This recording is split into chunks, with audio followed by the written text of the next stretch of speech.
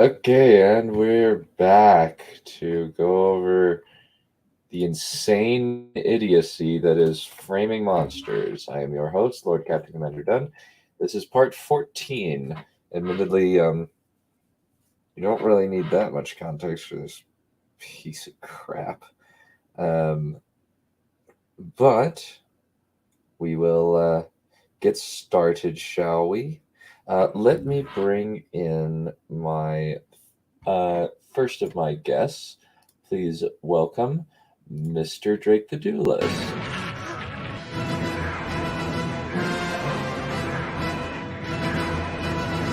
He's going right for the crew!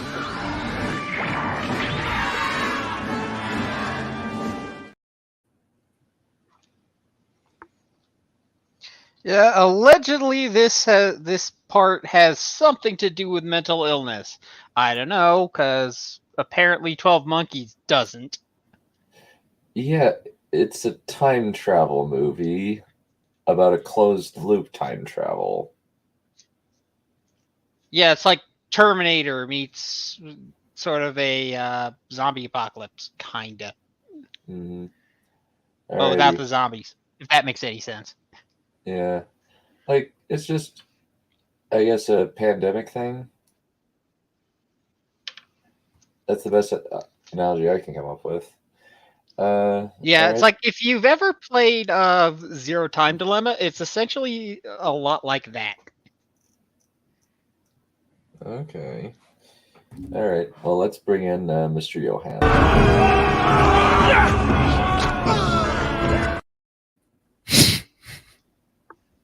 That axe is exactly what I imagined.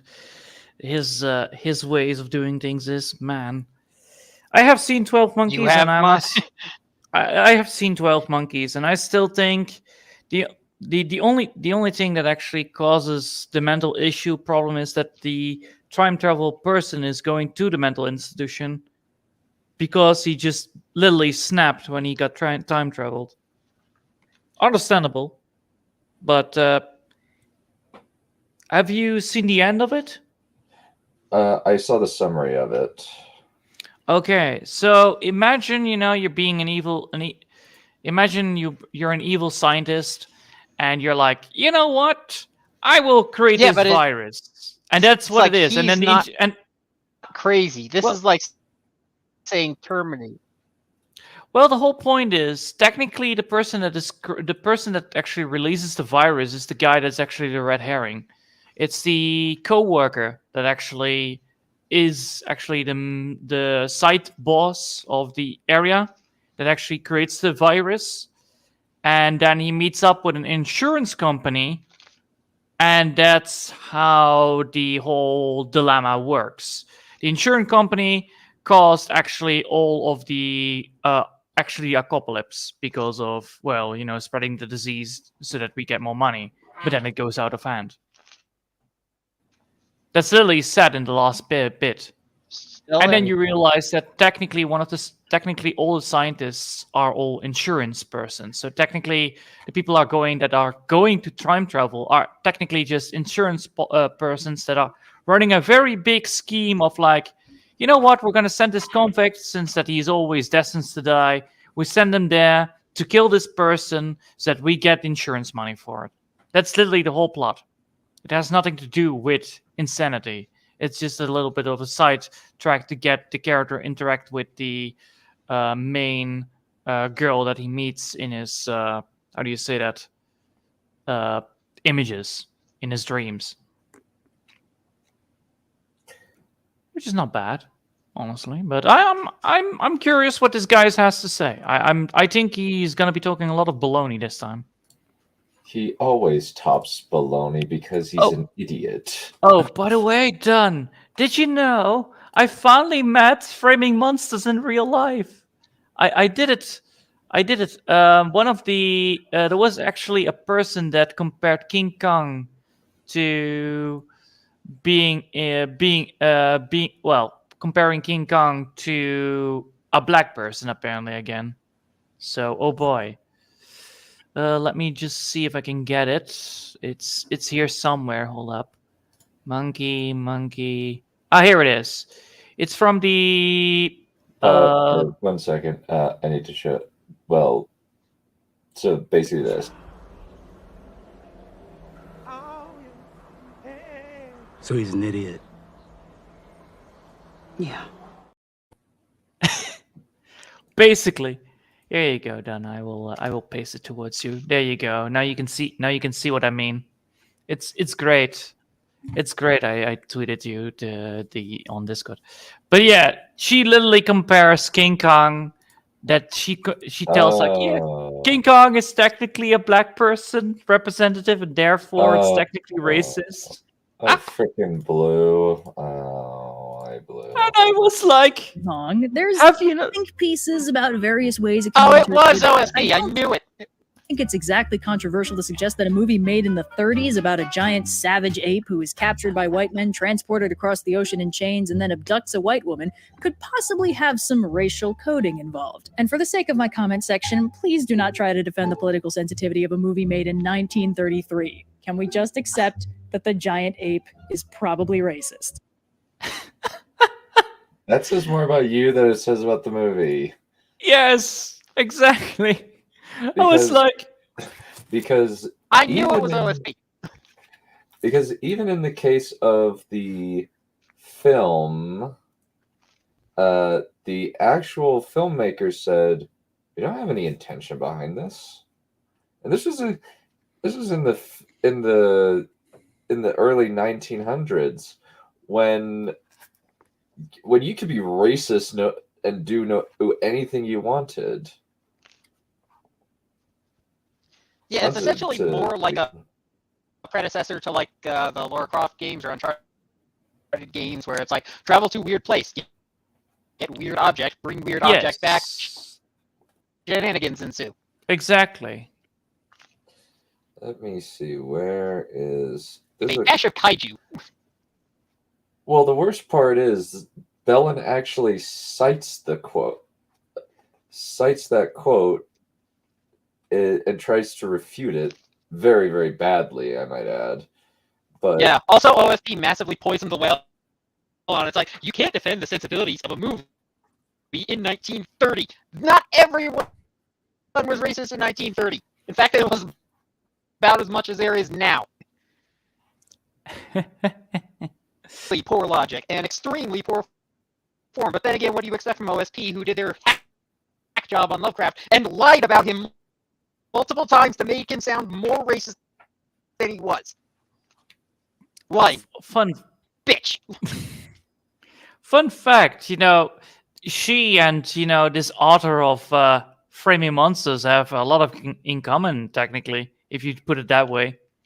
And I would not be liking to have, well, being related to that guy.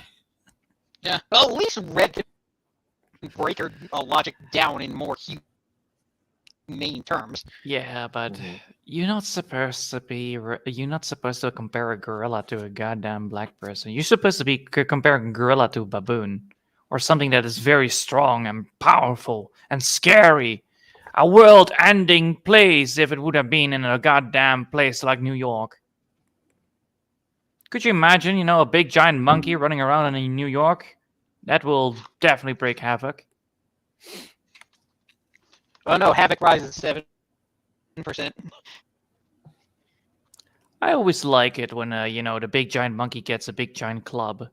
That's the real thing. Have a big giant club, then beat up big giant lizards. There you go. That was the whole story about. Just action, guns, shooting, blazing. Do you know that when Toho adapted King Kong, they actually gave him superpowers? Oh.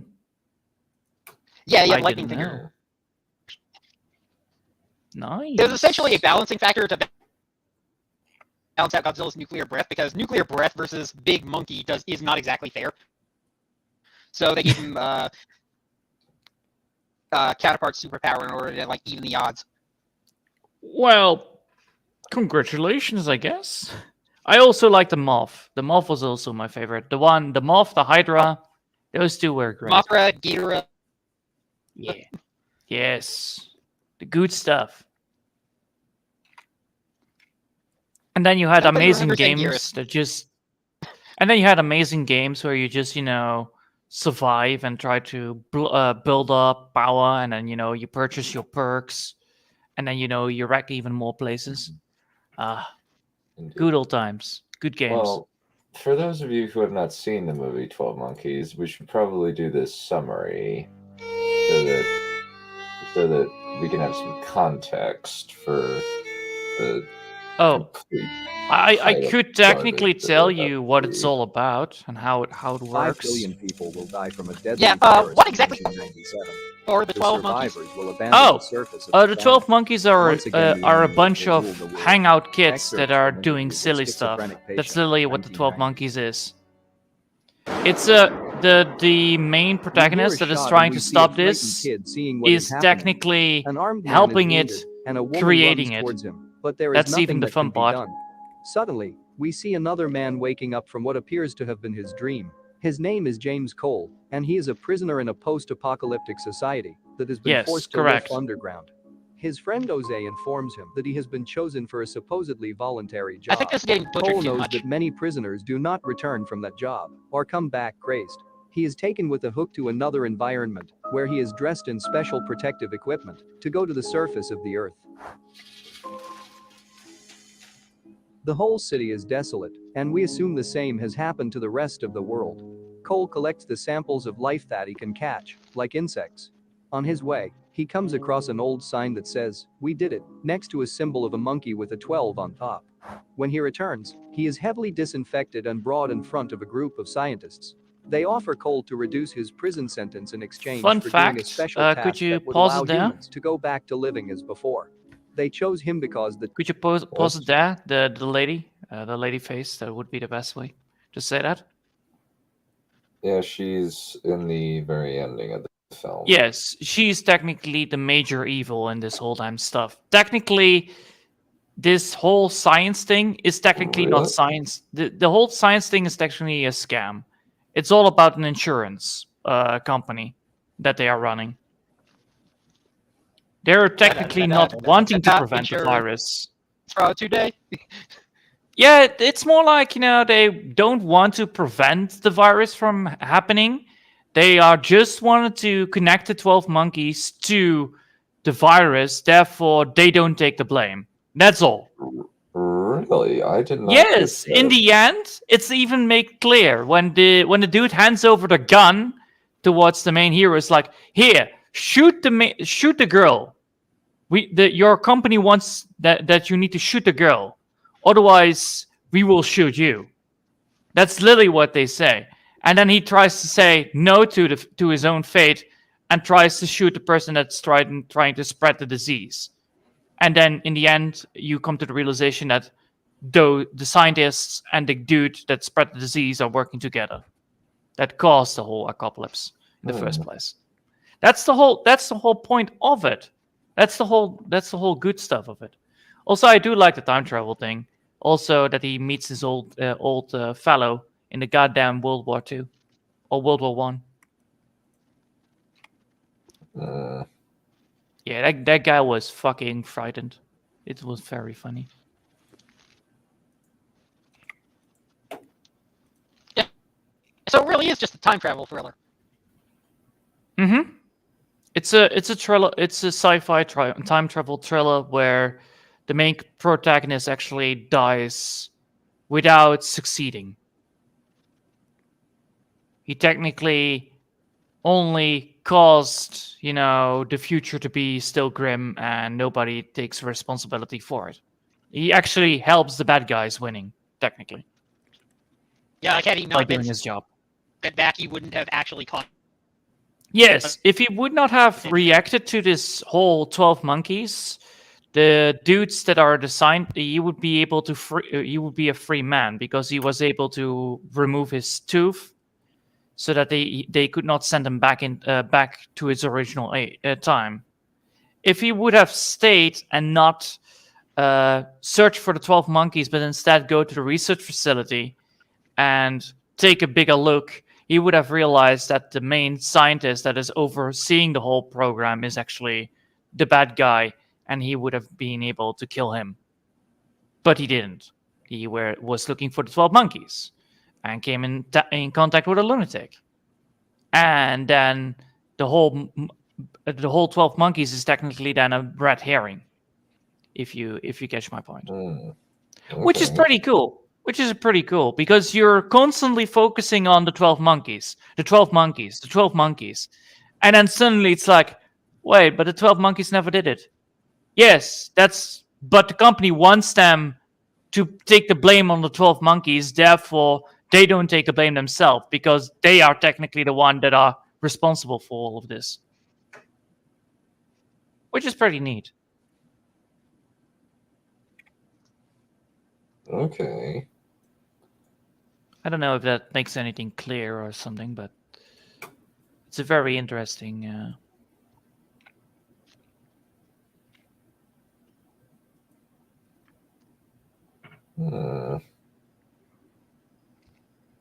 What is it done?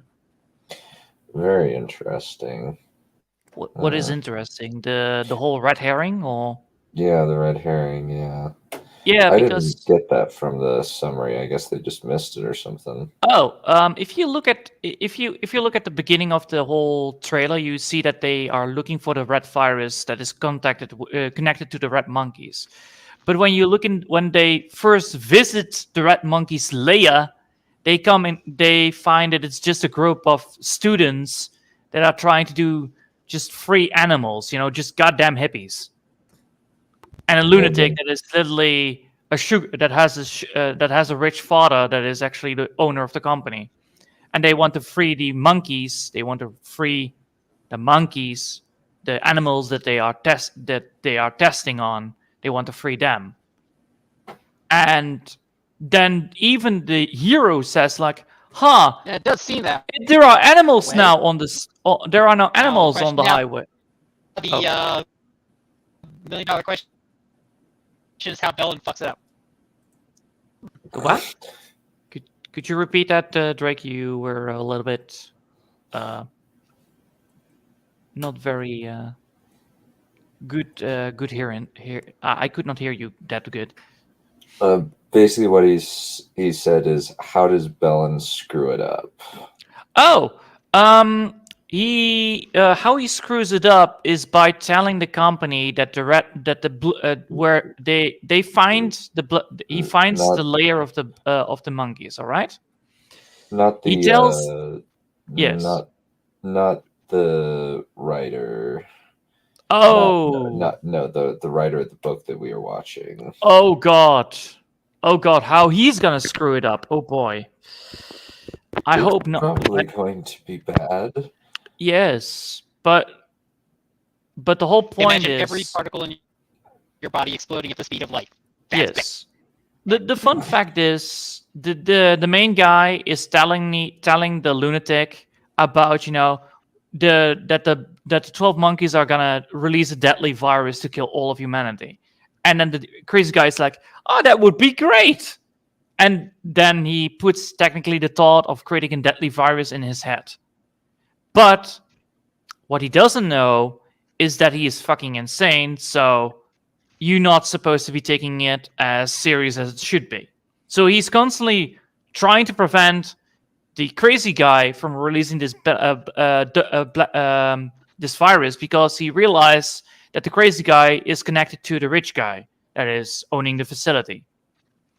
And then in the end, the rich guy is getting captured by his own son, which is the crazy guy, and then they rode to a zoo and then release the animals there, and he is like, "Oh, you're gonna live with the animals now," and that's how it ends with the 12 monkeys, and they are happy that they released it. And then you come to the realization what happens. Baltimore. Okay.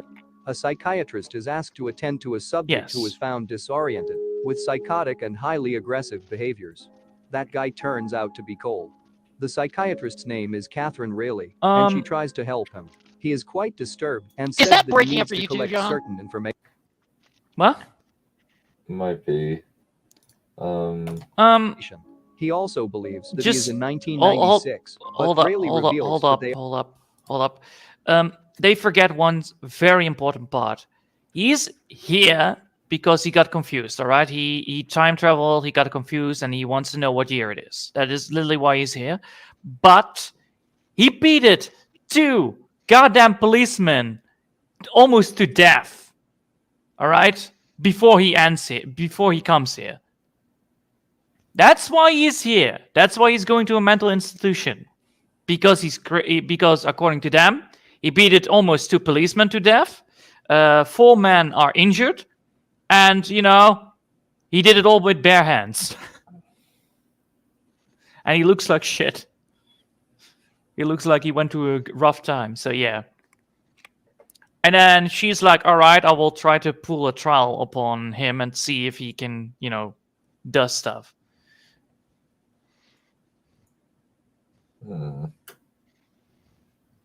Okay.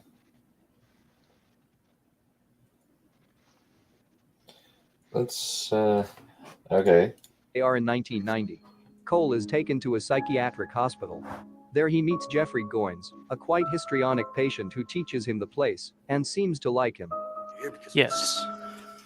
The doctors at the hospital interview Cole to try to That is understand correct. him better. He tells them that between 1996 and 1997, 5 billion people died from a virus, which is almost the entire population there was in the 1990s. Obviously, they do not believe him. Cole wants to call the scientists of the future so they can help him. They allow him the call, but it is not the correct number yet. No. Some lady. Again, we see the dream of the beginning. Cole wakes up at night in a general bedroom with other inmates. Jeffrey comes to talk to him about how to escape from this place. He implies that his father is an important man, but gets quite agitated and draws the attention of the staff. Wait till you morons find out who I am! My father's gonna be really upset. The next day, Jeffrey is back. Cole watches animal experimentation and comments. Maybe the human race deserves to be wiped out. To which Jeffrey responds by saying it's a great idea. He then reveals Yes. that he got a key to escape. Pause that. But one Pause drawback that. is that Pause Cole that. is not. That's the Pause red that. herring, right? He says that, and he thinks, because he put that idea in the crazy guy's head, But he comes to the responsible, realization when he comes back to the new future. Well, he gets sent again back because he failed his mission. He gets sent back, and then he realized that the crazy guy got out and is now sane technically, and is had in line for the inheritance of the father's research lab. Let's put it that way. So yeah, he is fucking frightened for his life that he caused all of this to happen. Right now, he doesn't know that because he is full on drugs. He is totally out of whack, and you can see that when he tries to escape. But the way he escapes is actually with a Houdini ability. They even say he did it like Houdini. He just disappeared. He got called back to the future. So yeah, he got no information, got no detail, and then he was like, "You can give me a second chance. I want to prove myself." And then shit goes way out of whack. Trust me. That's the whole. Then he gets sent to World War I. He meets one of his cellmates. There, and that guy is bleeding to death. And then we are hopping back to the future to 1986, I believe. So the year that it's gonna be happening. And the fun fact about it is that there is gonna be a presentation, and you can see him and his colleague in the World War I photos of the victims. It's very fun. It's a very good way of telling the story upon. Yeah, he is literally time traveling. They even have seen it. They even have a report about an American kind of guy speaking to a French battalion, and they didn't even understand the thing, but they realized he was American. Somehow he got in the French battalion area. Mm-hmm. So yeah, with no uniform, totally naked. So I did find the quote. So basically, in this book, they include a comment from Orville Gardner and Coop and Georgie Turner. Many writers have have tried to justify the film's love affair with the giant gigantic ugly ape by reading into the film a great deal more significance than was intended by its creators. Such notions are firmly denied by the persons behind the film. King Kong is exactly what it was meant to be. A highly entertaining, truly construed work of pure cinema. Nice. And the director became irate when we discussed those who attach symbolic overtones, phallic or otherwise, to various aspects of Kong. As far as he was concerned, there was no hidden meaning, psychological or cultural implications, profound parallels, or anything remotely resembling intellectual significance in the film. King Kong was escapist entertainment, pure and simple. That is good to know. Yeah, and it's just stupid that Bellin decides to start reading into it, racism into it, or at least the racism of the time into it, which is so stupid. He even says later, though I will continue to reject characterizing Kong as pure fantasy at one point. Do you know what eisegesis is? I've heard that word, but I can't remember what it is off the top of my head. It's the opposite of exegesis. Eisegesis is when you read meaning into a work. Exegesis is when you read the work and pull meaning out of it. But yeah, continue with the completely intro. lucid as he was given sedatives. Anyway, Yes. Jeffrey makes a fuss to distract the staff, and Cole It's a very escapes the room hilarious with great time. difficulty, thanks It's to the great. key, but still does not leave the building. He tries to go unnoticed, but they end up finding him, subdue him, and Yes. tie him to a stretcher.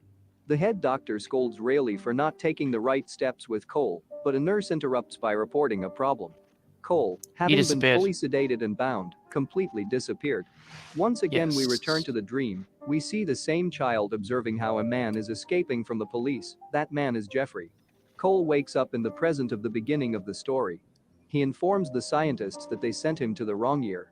They show him photos of objects and people to find out if he encountered any on his journey to the past. Cole recognizes Jeffrey and accepts the opportunity to try again to obtain information on how the deadly virus originated. They prepare the machine and warn him not. Because he now sees the image of Jeffrey, he realized that he actually enacted the whole scenario. If you get my point, he now realized that Jeffrey is in it instead of not in it. Well, technically not in it, but according to him. So now the red herring is getting even more closer towards you, because you're now on the track like, oh, Jeffrey, yeah, he's also in the images, so he must be, connected to the monkeys, right? So yeah, continue. Not to make mistakes again this time. And then by accident we find ourselves on a battlefield in the First World War. Cole does not know what is happening, and one of the soldiers shoots him in the leg. The machine works properly this time, and it is now November 1996. I would not say that he worked properly. It had a little bit of a hiccup. But yeah, now she's taking the speech, all right? Now she's giving the speech about World War One and the whole documentary on it. So it's the same girl, and Carl is actually waiting now in the car to ambush her and then, take her towards the place where they first met. Okay. Which is quite funny. Gives a good chuckling out of you, because he's looking for the 12 monkeys, and it's now the right time. So he has a little bit of a limit of time to get them. Giving a presentation on people who have made predictions about the end of humanity throughout history. Yes. After the exhibition, the whole fun thing about it is that it is all filled subjects that are trying to warn people from the Great Plague that is going to be happening. Drive her car to Philadelphia. That man is Cole, and the doctor recognizes him quickly. The next day, they both wake up in a hotel room. Cole had the same dream again, but this time he managed to see that the woman is Dr. Rayleigh herself, who is tied up in another bed to prevent her from escaping. My dream just now. They continue the trip by car. He tells her that he is still looking for the army of the 12 monkeys because he believes that they are the ones who spread the virus. In the middle of the road, Cole makes Rayleigh stop the car because he finally saw paintings of the symbol of the 12 monkeys. She has the opportunity to escape, but she decides to follow him. They follow the paintings to an abandoned theater and are attacked by 2 thugs, but Cole defeats them and takes a weapon they had. They leave the Fun place fact: and he kills recognizes them. a He pig doesn't. head that was He doesn't. Knock them out. No, he kills them brutally. He's still a villain, technically. He's not a very good hero. He's a little bit of the opposite. He's a little bit of out of whack. Hero. He's not a very good hero. If a hero tries to not harm people, this guy is literally murdering people with brutality. Shanking them with glass shards and all that stuff. So anti-hero. Yeah, basically, it's a very good sign, by the way. Don't worry about it. There are some good. In one of the photos that the scientist showed him, he knows that he must really enter that building. Don't And care about once the inside, morality of the he character. forces some young people to long tell as him the film everything they know about the army of the 12 monkeys. what kind of person It he turns is, out that Jeffrey and the Goins film is the makes founder sense of and that is group, but consistent. his father is a famous Well, it is virologist, consistent in and the that time Jeffrey is traveling engaged stuff in all kinds because of vandalism and I believe it activism. is. Cole and Rayleigh That is leave in usually the what- stolen car, but stop in a It seems forest like it to is, treat at the least. gunshots Cinema that Cole consistent received. Wait. Time Now you Then he know. on his own Wait. contacts Jeffrey at an He's event going way too organized by his fast. father to try to get information about the virus. Pause. But Jeffrey All right. So the whole point is this is Jeffrey, right? He's now living in a mansion because his father built him out and provided him with all the luxury he needed because it's his child, it's his baby. So he comes to the realization that Jeffrey is asking like, "Hey, that thing that you suggested to me? Well, we're gonna do it." And he's like, wait, hold on. You cannot do this to me. I'm trying to prevent this. No, please, Jeffrey, don't. And he's like, I will do it. Literally, that's his whole reaction. It's fucking funny. Then he gets kicked out. The cops are called again, and he gets teleported back again to the real world, where he finally then he tells the scientist like, hey, Jeffrey, I know finally who is the person. All right, the people that are responsible for it, the people where they live, how they live, and I know how to prevent it. All right, so that literally he got everything, he knows everything, and that's very good because the scientists are like, all right, congratulations, you are now free of being a convict. You did everything right we asked. And then he come to the realization like, but if I prevented it now, if I reported it now, and there is still something I want to know, I still want to go back because I still want to meet the doctor, all right? There are still some things missing because he's still going to have the same dream. That's the whole point. That's why he's want to go back a third time. But this time, he doesn't want to, he wants to stay there because he loves her, so he wants to stay there. And that also creates complexity because the scientists can pull him out in, I believe, any time. So he comes to the realization after he makes the call with the bureau that he's supposed to be calling this year, the number. He calls it, and he realizes that it is himself picking up the phone. All right? Okay. Yes. What turns out to be is that he did a very shitty job at answering the phone all the time back in the future when he was on phone duty. And he came to the realization like, wait a minute, this is the same. This is always what I answered out to be. All right, so there is a problem now. And I need to fix this. So he does. He does fix it. He does fix it by changing it up. He pulls out his tooth because he realized that the tooth is the thing that makes him trackable. So he pulls out his tooth. He also does it with the girl. And then the police come in. They find a dude getting beaten up. And he's like, "Don't shoot me. There was an insane dude just leaving. He was pulling out his own teeth. You gotta stop him, officer." It's quite hilarious, that part.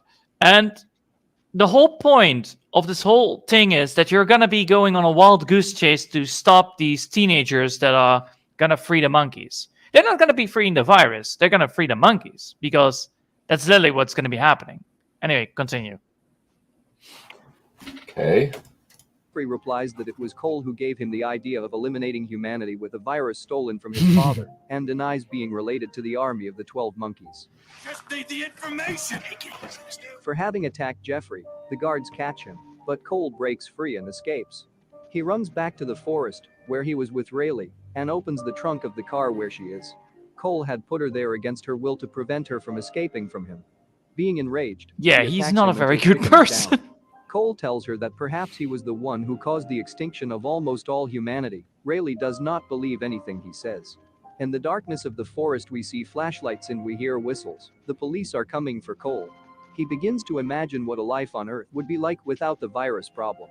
Rayleigh gets the attention of the cops and tells Cole that she will help Essentially, him. can But you when blow she turns my to see whistle, him, he is baby, gone. whistle, baby? Yes, let he's Rayleigh is gone. now at a you police station know, explaining I'll everything show that you happened how with to Cole do it. and returns home, still shaken by what she lived through. Don't forget that He she is pulled now out in a the bullet, recovery room, alright? and the scientists of the future appear singing to him because they know that he likes Yes. music. They congratulate him on the good job he did getting information about the 12 monkeys, but Cole is Exactly. upset because he thinks he is getting crazy, so they sedate him.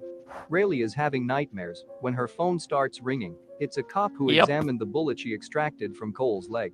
Turns You know out that's it is a relic, bullet right? that was fired before the 1920s. Rayleigh is shocked and searches through her documents for a photo that confirms her suspicions. Cole was actually in the First World War. See? I told Rayleigh you! calls Jeffrey's father, the renowned virologist, to alert him about the safety of his laboratory. Yes. He But this is underestimates the... her warnings. wait, In that pause, room, pause, Dr. pause, Peters pause, is pause.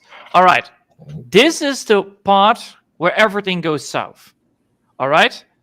If she would not have called the doctor, the scientist here, the guy, the dude here, the chat man, about that there is gonna be an robbery in his own facility, he would have had the key. All right. But because she told him about the key, he gives the key away to the guy on the right. Yeah? Mm-hmm. Therefore, he gains access to the virus. You see where I'm adding? Yes, sort of. Yes.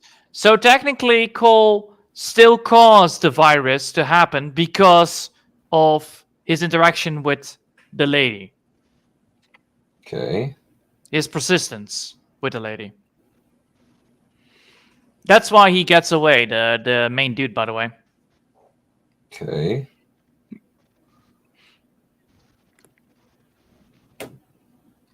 Okay.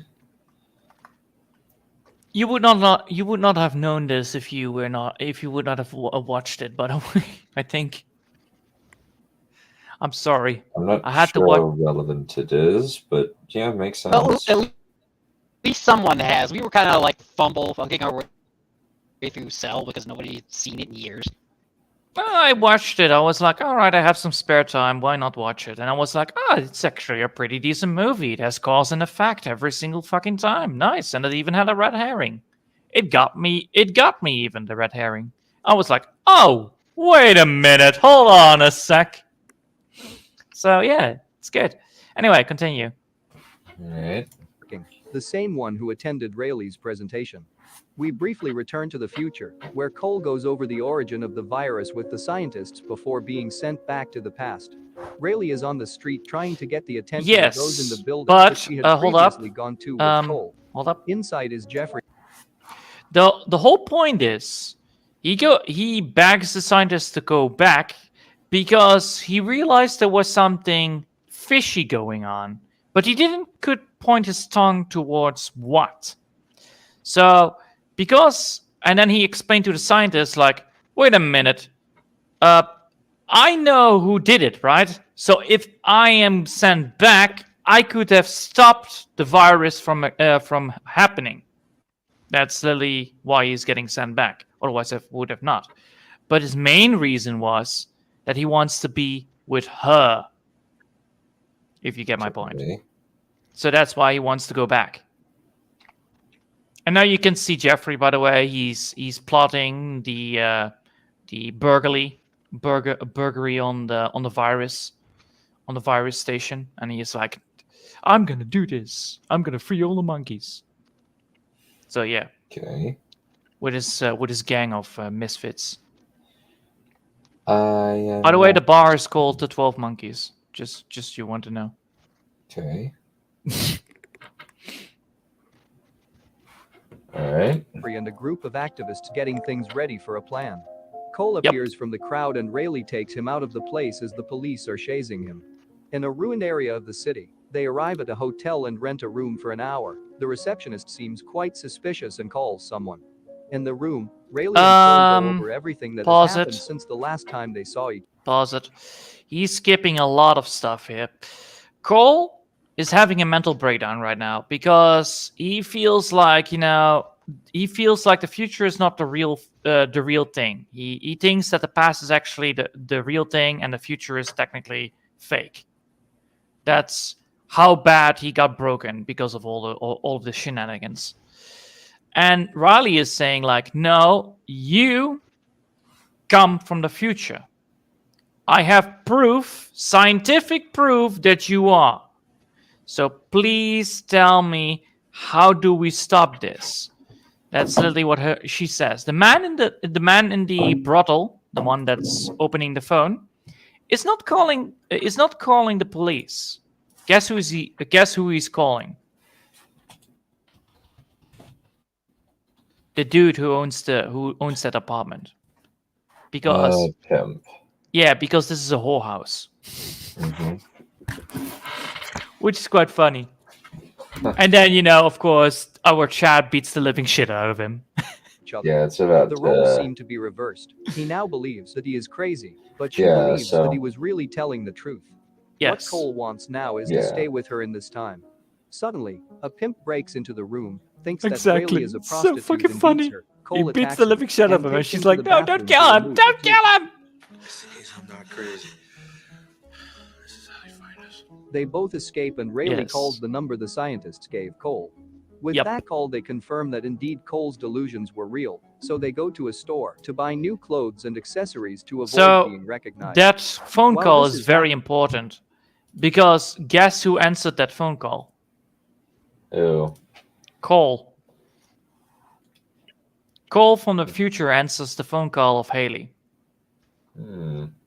That's why they could not find Cole. But the whole point of it is like, we need to report this, blah, blah, blah, blah. So call that phone. And then he realized, like, wait, that's me from the future. So yes, it is true. That's the whole point of it. It's a very important part. Also, this is the van of the 12 Monkeys. It's the gang van. Jeffrey and a group of activists head out to carry out their plan and have his virologist father kidnapped, who is disappointed that his son is insane. The group goes to a zoo to free the animals and lock Jeffrey's father in a cell. While in a movie theater, the whole joke. Rayleigh gives Cole a mustache and a wig. She dyes her hair blonde. That's when Cole confirms that the woman who appears in her dreams was always Rayleigh. They both decide to go to Florida before the apocalypse, since Cole had never been to the sea. The next day, they go to the airport and Cole recognizes that this is the place where his dream occurs. Yeah, this is where he dies. The police are prowling around the place looking for Cole. Rayleigh tells him that she will go for the plane tickets, but before he gives her a briefcase, Cole takes the time to call the number the scientists gave him and inform them that the army of the 12 Monkeys were not the ones who started the catastrophe, and that Fun they were fact, only a they group all of know activists. At the reception, a man requests a flight to various destinations that coincide with the places where the virus spread at the beginning of the apocalypse. Yes, For a few the seconds, main guy. we see that the kid from Cole's dream enters the airport, who is Hello himself there, when he was Cole. younger. Meanwhile, Cole meets his old friend Jose, who is aware of everything that has happened and gives him a weapon with which he must shoot a target. Rayleigh sees Dr. Peters. No, who is the one who bought the the plane shoot tickets shoot to a various target is places not on the planet. real The thing. same Hold up, alarmist pause. who attended Rayleigh's He's skipping presentation. so much. He's skipping so much. All right. The dude Cole has explained to his friend that is also a time traveler, like, hey, did you know that the 12 monkeys are not the real target? And he says, yes, I know. Shoot the girl. Hands over the gun. Literally. Do it right in once in your life. That's literally what he says. So, what do you think now of the whole time travel? Are they the bad guys? Oh hell yes. They are the fucking bad guys.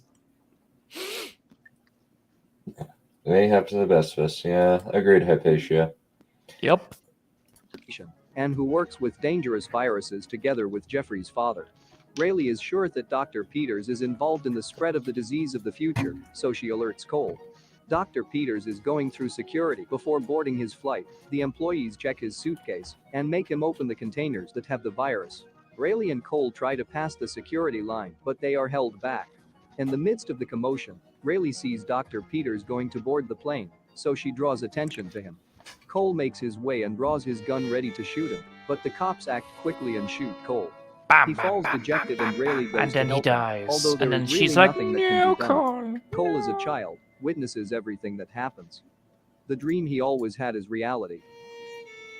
Dr. Peters arrives on the plane and sits next to a woman who complains about the violence that has occurred and comments that the human being is perhaps the next endangered species. That woman is one of the scientists of the future, and Dr. Peters replies that she is totally correct.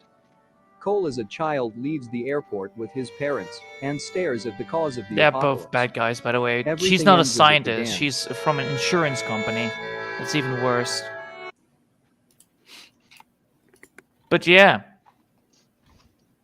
It's not a very good recap, by the way. It's missing a lot of fatal points. But that's why you watch the movie. Yeah. Fatal or vital? Vital points. There you go. Not fatal. Fatality. Mm-hmm. Okay. That makes sense. Alrighty, so... Okay, so we've gotten some context, at least. Mm-hmm. So, in terms of the film, we have all of the necessary context, I think. So,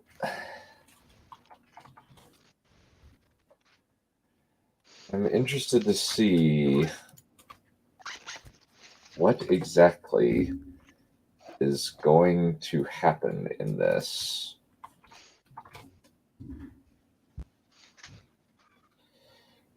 Because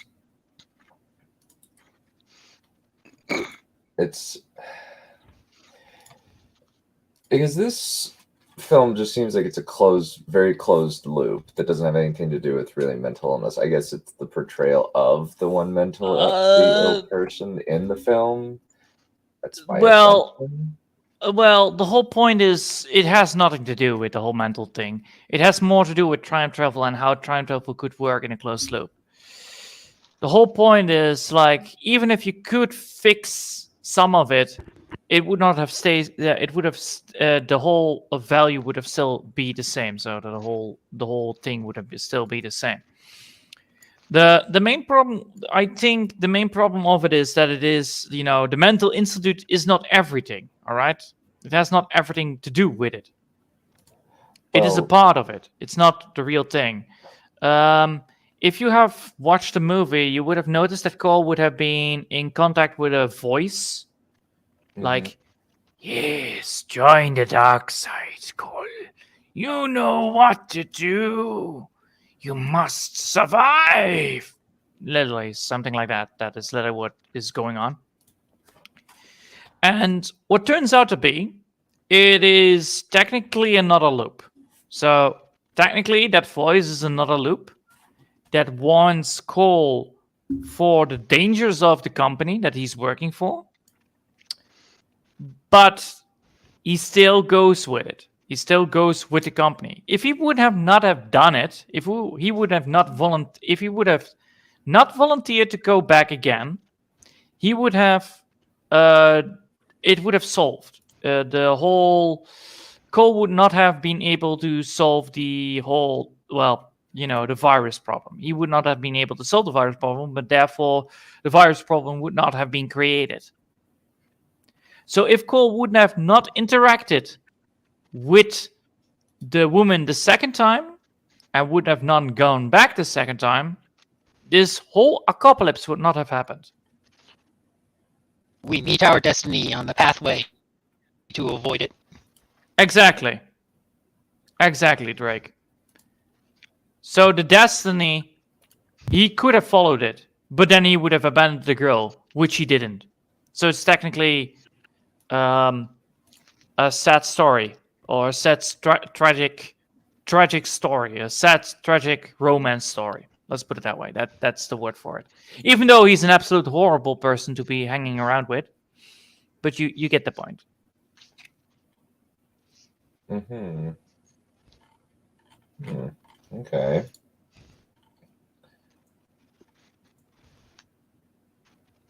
All right, fair enough.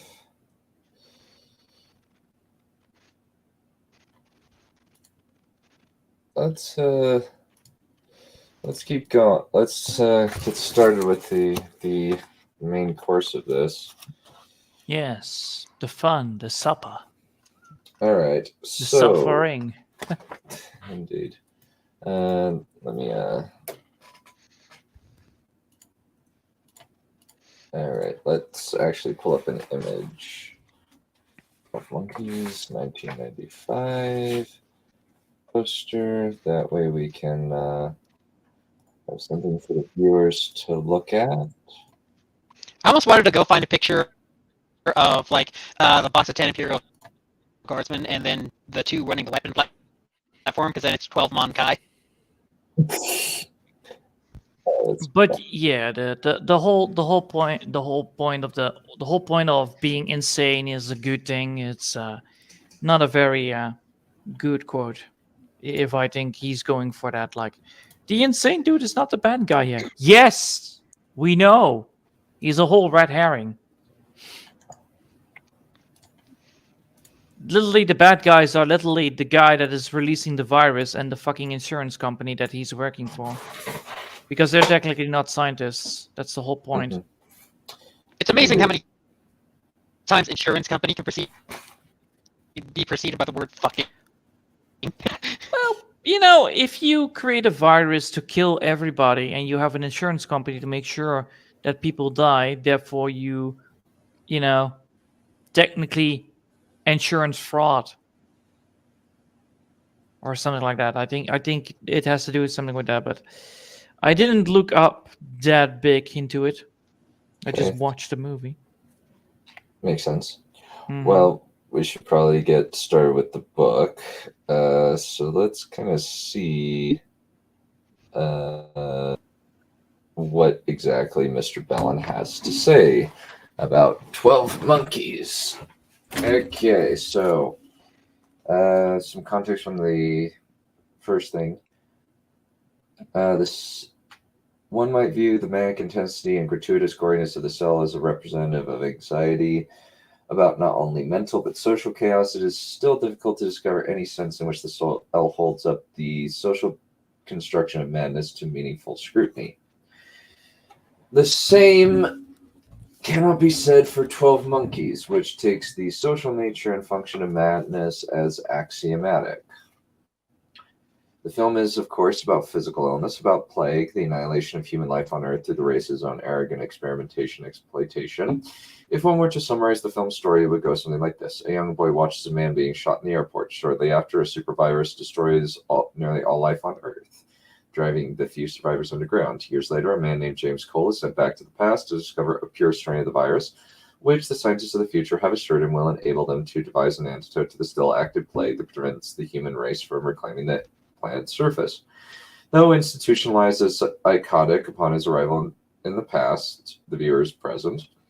The Cole is ultimately able to convince the psychiatrist of the truth of his story, but in a vain attempt to prevent the man who apparently holds the supervisory purse from releasing it, Cole is shot in the airport as a young boy watches. It seems then as if the boy and the adult Cole are the same person, separated across the bar of time, but reunited only to witness the consummation of a fate that cannot be averted or altered.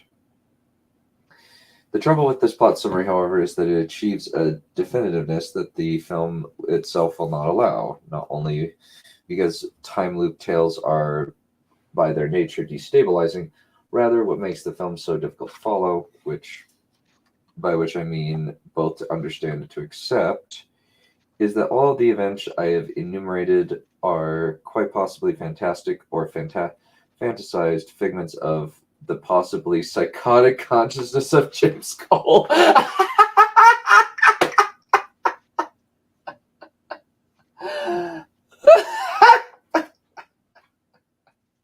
So basically what he's saying, this is a fancy, stupid way of saying it was all in his head the whole time. That is not right. Yeah, that is not even true. That is not even true. That's the whole point. That's even busted by the movie itself. No, that is not correct. Yeah. Exactly, Chad. Exactly. Honestly, that's so stupid. And this is why I watched the movie for it? Jeez, what a waste of time. Yeah, as David Lashman writes in a keenly perceptive reading of the film, it might be best to imagine its apocalypse as a psychological phenomenon, a quote-unquote plague of madness, as much as a biological epidemic. And in exploring the plague of madness, 12 Monkeys extends the arguments of critics such as Zaz that insanity is socially defined, propagated, and enforced, a construct that disempowers the visibly deviant outsider while losing the true agents of mad destruction to work their murderous will. I hate this man's method of writing, by the way. No shit. The prose is awful. And the film 12 Monkeys cites two principal settings in which the culture seeks to isolate and identify mental illness: the ward and the street.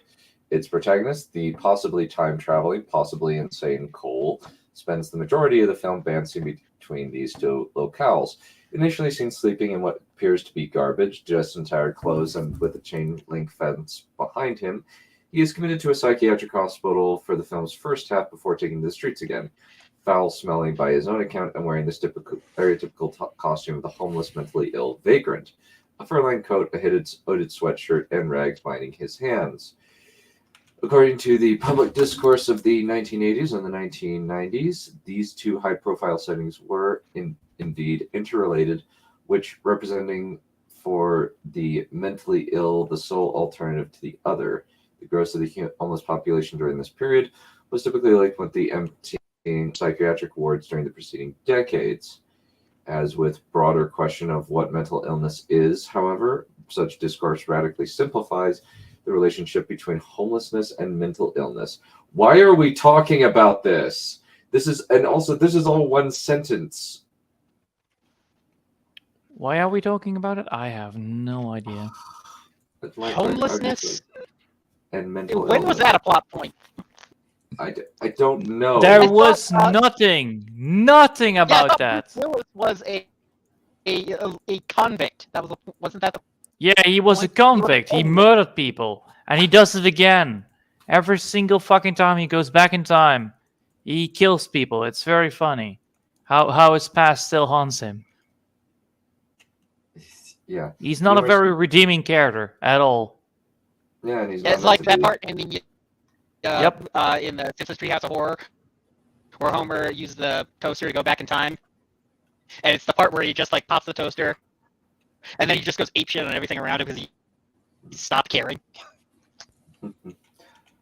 Okay, numerous contextual factors make an explanation or an even accurate count of mental illness among the homeless being tremendously difficult, which suggests why estimates ranged as low as 15% of the total homeless population to as high as 85%.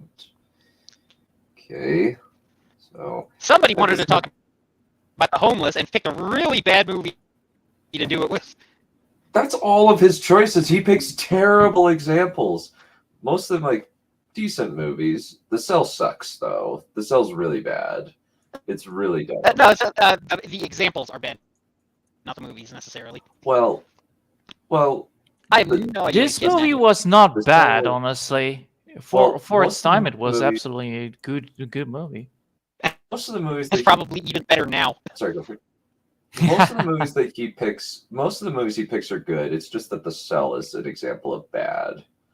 The Cell is a bad movie. It's a stupid movie. It's got a lot of bad acting in it, and it's just Jennifer Lopez is the main actress, and she's not very good. Neither is Vince Vaughn. So, yeah, there's a lot of stuff that does not make sense. It's basically just weird for the sake of being weird. It's really stupid. Okay, so this is the beginning of the sentence. At the simplest, such variation reflects the fact that the condition of homelessness thwarts accurate assessment. Not only is it a transient population, by definition difficult point and down, but as Leona Batrick writes, there is a great difficulty in establishing the presence of psychopathy in an individual who is suffering extreme physical deprivation. Indeed, some scholars argue that such deprivation may be a cause, not an effect, of mental illness. As Paul Krogel and Audrey Burnham point out, chronic malnutrition, sleep deprivation, hypothermia, and many other consequences of extreme privation are known to cause delirium, memory impairment, apathy, dementia, personality disorganization, and even paranoid psychosis. Moreover, the authors note behaviors that appear deranged in other settings may be necessary or adaptive on the streets. Persons eating from garbage cans when other food sources are unavailable, or women wearing multiple layers of malodorous clothes to dispel potential attackers are behaving in ways that are rational for their circumstances. Okay. Relevance. So I don't know what this has to do with 12 Monkeys, but essentially the idea is that it's like trying to elucidate environmental causes of psychopathy. In other words, if someone is a dick to you, you're tempted to pay it forward. Yeah, and he's picked a terrible example. Good movie, but terrible example. Yep. Were the 12 Monkeys themselves homeless, John?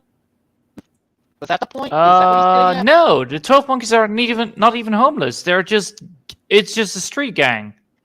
A street gang of people that are just, running around in a bar and having decent jobs. Isn't like one of them like stupidly wealthy? It's a student. The guy was literally a student. He just got to a mental hospital because his father was worried about him. Jeez. It's not that hard. Well, it's hard for him to understand because he's a moron. Oh, yeah, definitely. It's like he pulled a movie out of a hat and tried to go, oh, fuck. Oh, fuck me. Onward anyway. Yeah, indeed. Yeah, it's completely stupid. Also, to completely go around the point, it's like, it doesn't matter why the homeless people are crazy and stabby. It matters that they're crazy and stabby. Indeed. Just ask a New Yorker.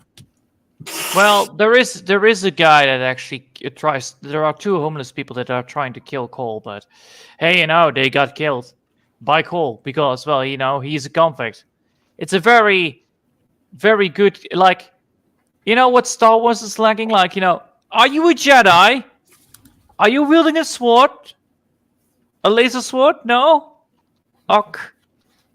And this guy is like, I'm a convict. I kill people. Do you have any remorse? No, because I'm a convict. Oh, that makes sense. All right, let's keep going.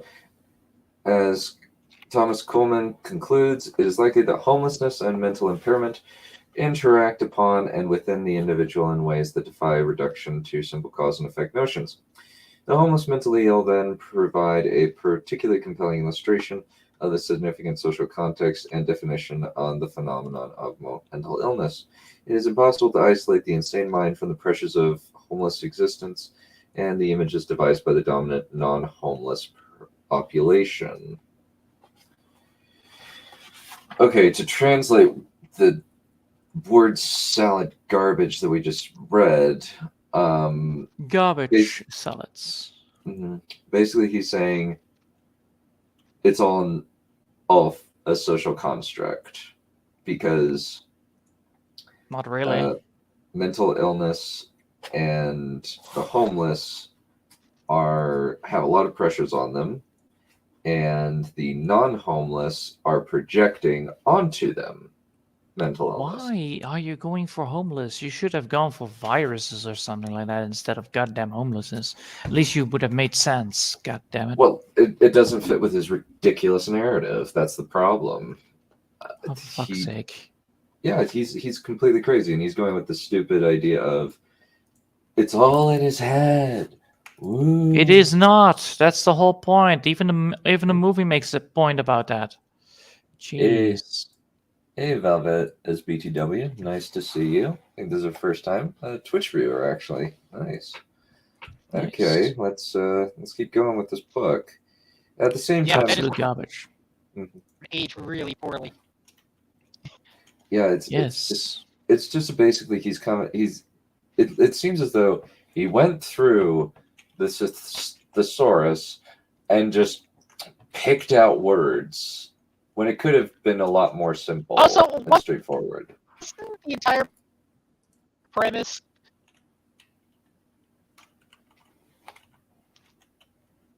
Yeah, isn't the entire premise of his entire book about horror?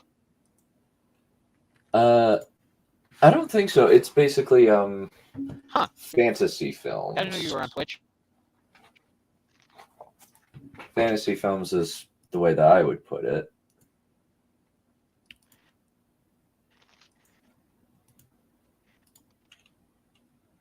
Fantasy films is how I would put it. Or fantastical films. Hello? Hi. Sorry. Must have cut out. Sorry. No worries. Okay. Let's see. At the same time, however, the construction of the homeless, mentally ill provides... Yeah, this has got to be some kind of doctoral thesis. There's something or other. I'm pretty sure what kind of audience is this guy writing to? None. No audience at all. So apparently the copyright for this is... I actually want to know. Is there some kind of idea as to what this is for? So I know that this was published by Southern Illinois University. The thesis of this was that fantasy films or films with fantastical elements are of thesis that he's writing. That Bellin is writing, rather. Well, basically how it puts it is that investigating how... Yeah, but the point is what is his audience? There is no audience. That's the whole point. Probably other empty-headed, stupid people like him, stupid academics like himself. Oh, you mean Temis? Yeah, Temis are indeed stupid.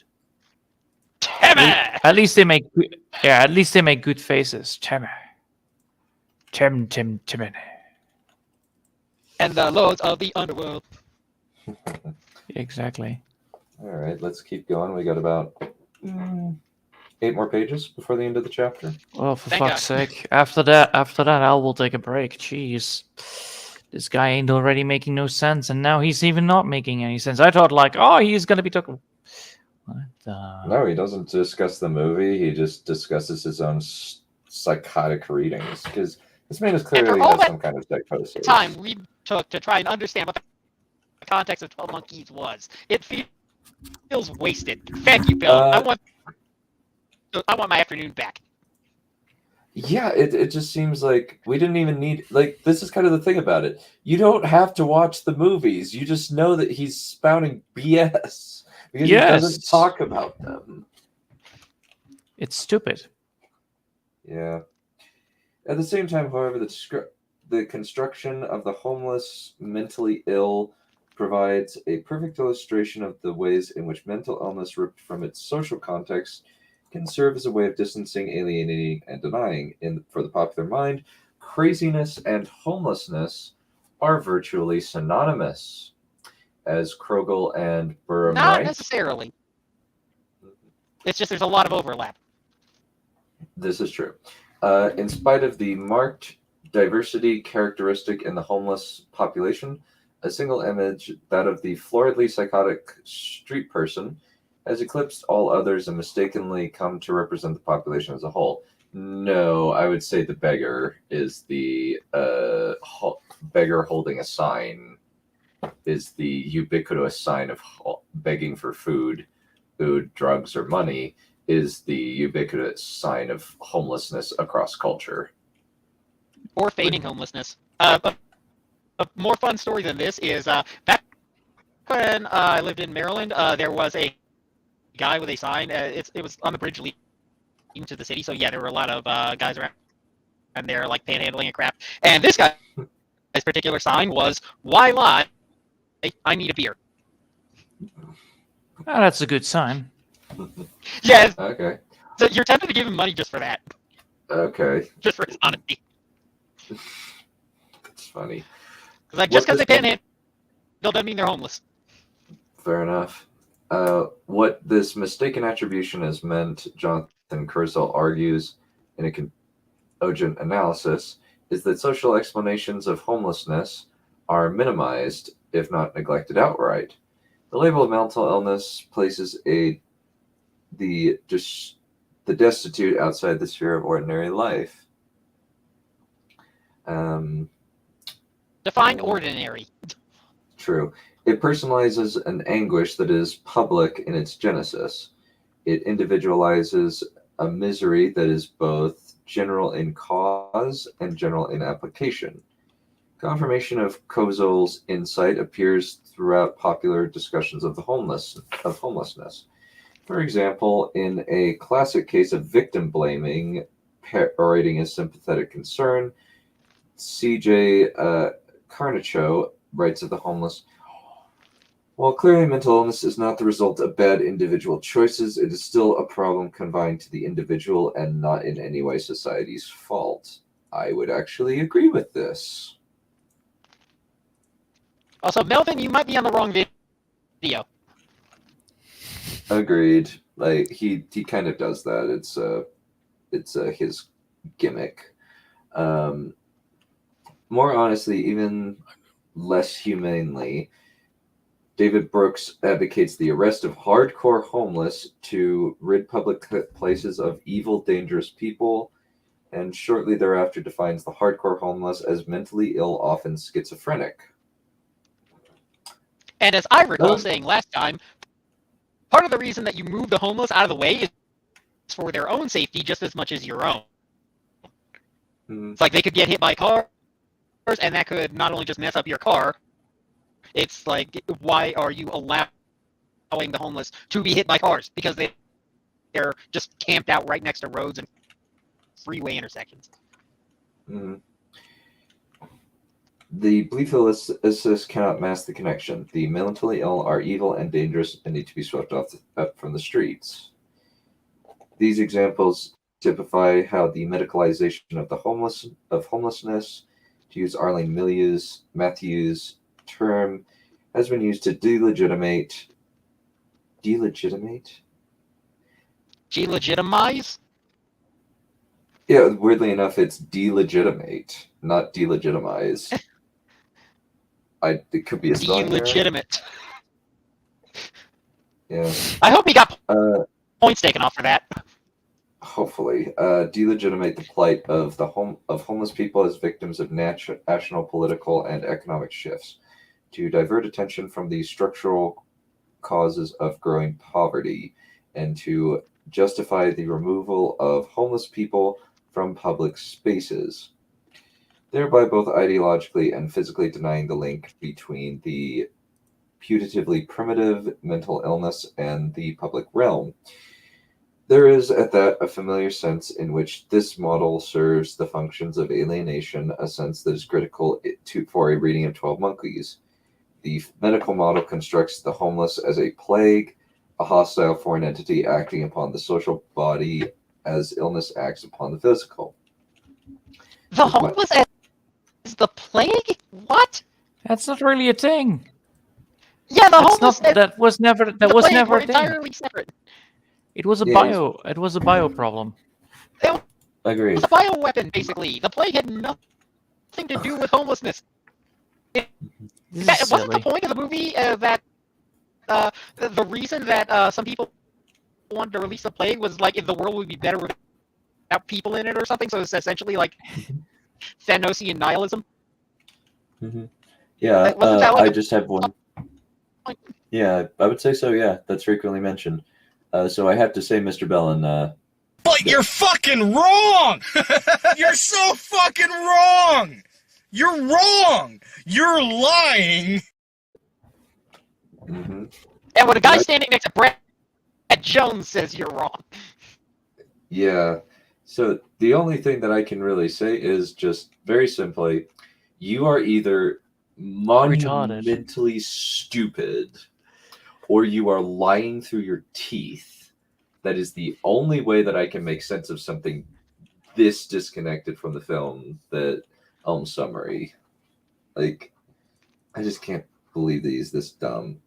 Thus, Myron Magnate, deriding those who see in the numbers and degradation of the homeless, the rising injustice and inequality of the social order, writes, anyone who goes home by train or subway and trusts the evidence of his senses knows this isn't just so. What you see, if you stop to look, is craziness, drunkenness, dope, and danger. Far from being the index of the nation's turpentine, the homeless are an encyclopedia of social pathology and mental disorder, a society that feels that madness might be an acceptable alternative lifestyle to sanity, has lost so much of its shared values that has its sense of the meaningfulness and coherence of life has grown confused. The assertion of order in public places will improve the health of the body politique and will help stop the social disintegration that has landed so many of the homeless in their deplorable plight. Here, Magnate not only identifies the homeless as a disease, an external agent that threatens an originally hungry, healthy body with disintegration, but also employs the language of the visual to assert the axiomatic difference between the sane and the insane. Anyone who trusts the evidence of his senses can see the craziness of the homeless, and anyone who doubts that what he sees has, as it were, become so infected with this creeping blight of craziness as to lose coherence and grow confused. According to this model, the mentally ill lie beyond the realm of the social or even the human, their insanity fingering them as monstrous organisms that must be kept violently, if need be, from contaminating the social body.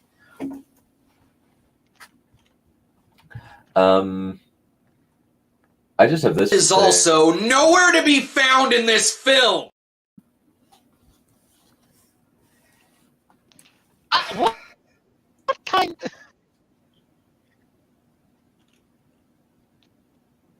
Basically, he's pushing back on the idea that,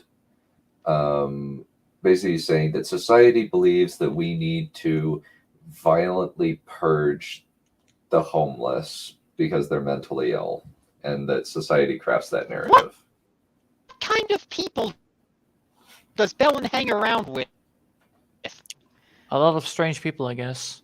Postmodern psychos, clearly. Postmodern deconstructionist psychopaths.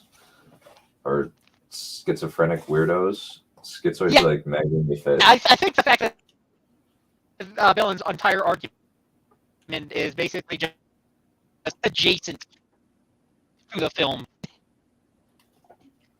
Yeah. Let's keep going.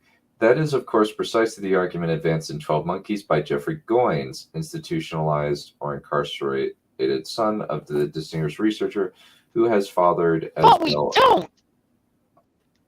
Under normal circumstances, in normal societies, normal being a statistical value, mind you, yeah, he must live in some kind of extraordinarily gated and eugenic community. if that's what he thinks. You're kind of breaking in and out. No worries. It's already over. Yeah, but it's like anyway. We have the high ground. Normal people just normally accept that it's like homeless people are, you've probably heard this expression, down on their luck. It happens. The thing is, just because homeless people might be down on their luck,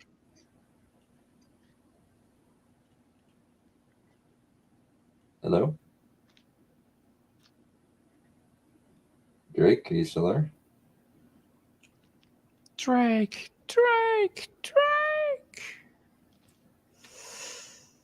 But yeah, I could definitely say that this guy is absolutely wrong at everything. Yeah, you Fuck's cut out sake. for a second. Sorry. I thought he might have a chance on this one, but no. Yeah, He had such an easy, you had that easy first baby's exam of, getting a good movie written down as summary, but no, this was absolutely garbage. That's what he does. yeah, Garbage out of 10. yeah. It's like I think we've actually watched. I think I've watched the movie more than Bellin has. But anyway, the point I was getting at before audio death was that what kind of people is Bellin hanging around with that he thinks people think like this? Normal people have empathy for the homeless. This is why there are homeless shelters. Yeah. Okay, so the must be kept violently if need be if contaminating the social body is precisely the argument advanced in 12 Monkeys by Jeffrey Goins, institutionalized or incarcerated son of the distinguished researcher who has fathered as well a virus with the potential to terminate a great majority of human life on Earth. As Jeffrey explains to inmate Cole, there's a reason psychiatric patients are denied access to the outside world until their doctors so agree. If all those nuts could just make phone calls, you could spread the insanity, oozing through telephone cables, oozing into the ears of all those poor same people infecting him. Wackos everywhere, a plague of madness. Yet, it is characteristic of the strategy of 12 Monkeys that, in opposition to the arguments that Sega wants to visualize and depoliticize insanity, to make it that is a purely individual condition that manifests itself in readily legible stigmatic figures, the film will reveal mental illness to be both inherently social and, for that reason, supremely difficult to spot. So what Bellin is saying is that the reason that they released the virus is to kill the homeless? I don't think he's going that far. I think that he says to visualize and depoliticize insanity is something that he says, which I'm trying maybe I'm dumb, but I'm trying to wrap my head around this.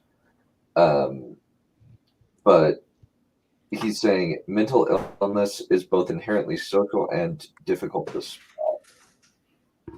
Okay. Yeah, but homelessness is not. Homelessness is very easy to spot. Yeah, all you look at somebody, ragged clothes, under an underpass, holding a sign. Yeah. Well, or shopping carts or stuff of that nature. Mm-hmm. This guy is just insane. That's all, folks. Yeah, true. The example Jeffrey offered. So, as Jeffrey puts it, you know what crazy is? Majority rules. There's no right, there's no wrong. There's only majority opinion. So, moral relativism. Thank you. The example Jeffrey offers to substantiate this relativist position is telling. Belief in individual agents of destruction, germs, was Semmelweis' hypothesis was accepted until Semmelweis' hypothesis was accepted within the clinical and popular community, considered insane. And the creepy cinematic scene, climactic scene in which Peters, the apocalypse nut, who apparently bears the virological superweapon, opens his vials for inspection by airport security. Jeffrey's theory is realized, completely undetected by viewers on screen and those in the movie house. Its presence indicated only by Peter's rapt, aghast reaction as he watches the disease organisms infiltrating the atmosphere. The presumed virus represents the fallacy of projecting plague onto visible scapegoats. You are reading way too much into this. Indeed. If I did. not- Sorry, go for it. No. How many lines are there still left? I wouldn't count lines. I would count sentences. But then again, this is Bellin. Yeah, there's I think that in terms of pages, there's about 7 left. What? 7 whole pages about nothing. Jeez, could we not do this another time? Fucking hell. This is madness. Okay. So he thinks everyone is a eugenicist because they don't like getting stabbed by homeless people. Yeah. Yeah. Yeah, I keep thinking this. This is real. Explain.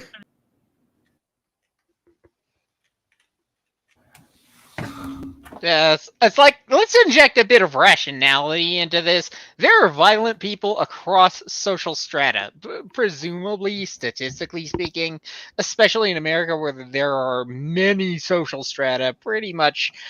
If there is a social strata on the planet, America probably has it. And the point is that even if you are homeless, that does not give you free reign to stab whoever you want without repercussions.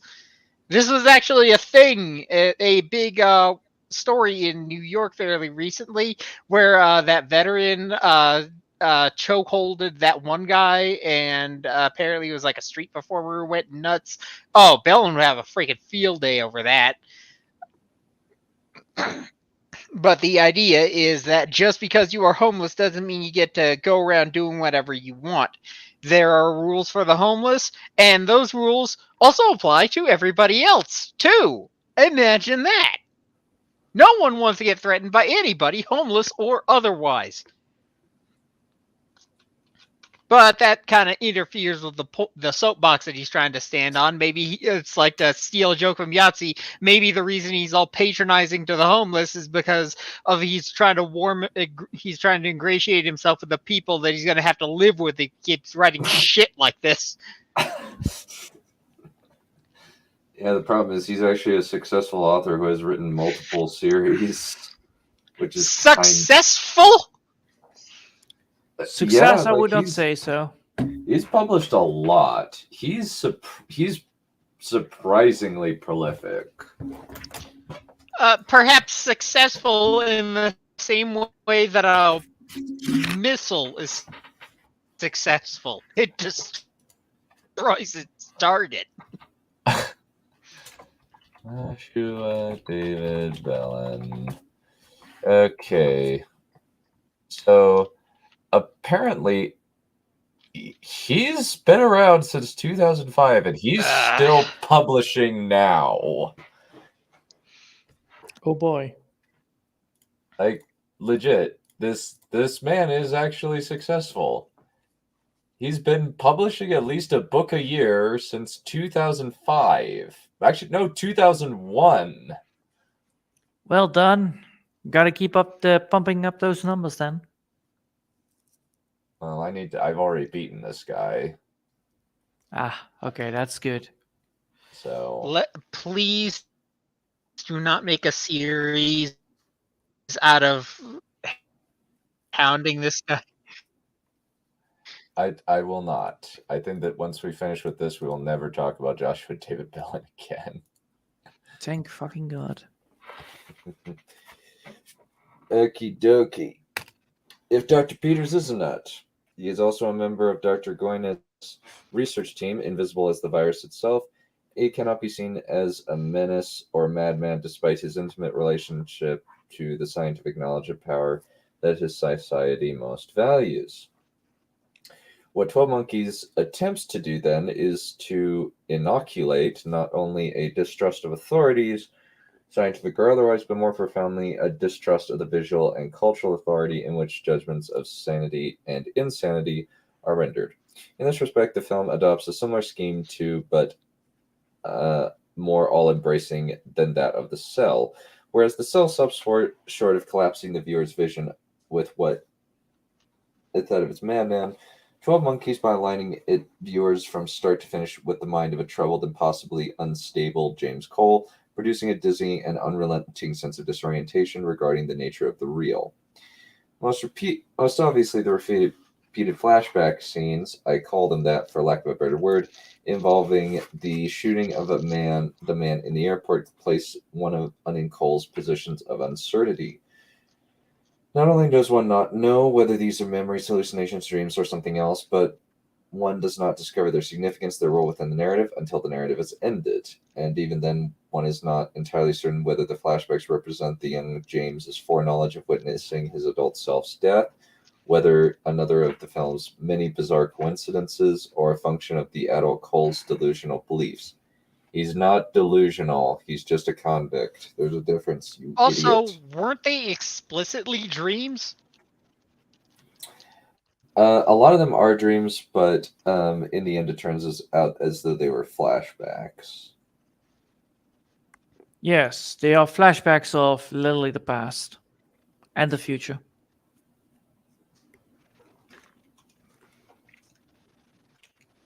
Yeah, it's a neat little... It seems pretty neat, honestly. At the same time, numerous shots that are presumably consistent with the film's narrative, nevertheless compound audiences' expectations and perceptions. When, for example, Cole is accidentally sent by the engineers of the future to a World War I battlefield, the initial shot of running figures in futuristic gas masks raises doubts as to whether he has remained in post-apocalyptic time, or perhaps arrived at the moment of the plague's outbreak. Okay, so it disorients you. What is your point? Likewise, shots of lions, giraffes, and elephants stampeding in the streets past signs reading "We did it" lead one to believe that the army of 12 monkeys has unleashed its plague, returning the film to the post-apocalyptic nightmare with which it began, where lions and bears prowled the winter wasteland of the abandoned Earth's surface. It turned out, however, the innocent idealists have simply staged a bit of harmless guerrilla theater, releasing animals from the zoo. Even in minor, seemingly incongruous moments, the film keeps viewers off balance, a fact signaled visually by the low-angle canted. Okay, I don't know what I have no idea what that is supposed Canted, to. it's like it's tilted. Spell? Talk hypocritically or sanctimoniously about something, or closet slanted or oblique. Yeah, you're right. Tilted. Okay. Use tilted, you idiot! Never. You psychotic nut. What is wrong with you? It's like I've heard the term canted used, but in like terms of model making and presumably like aircraft. It's like the cant of the wings. Well, tilted means just getting really pissed. Tilted. I tilted my PC because somebody made me rage quit. This is freaking... That guy is really tilted. I really hate this guy. I really hate this guy. He's Don't worry just as about it. bad, if not worse, as just not as bad as he's as bad as Patrick frickin' Willems, or just frickin' right. Both are horrible. Let's see. Let's keep going. Despite his abortive attempt to escape from the psychiatric institution, for instance, Cole sees an elderly security guard unaccountably take charge of the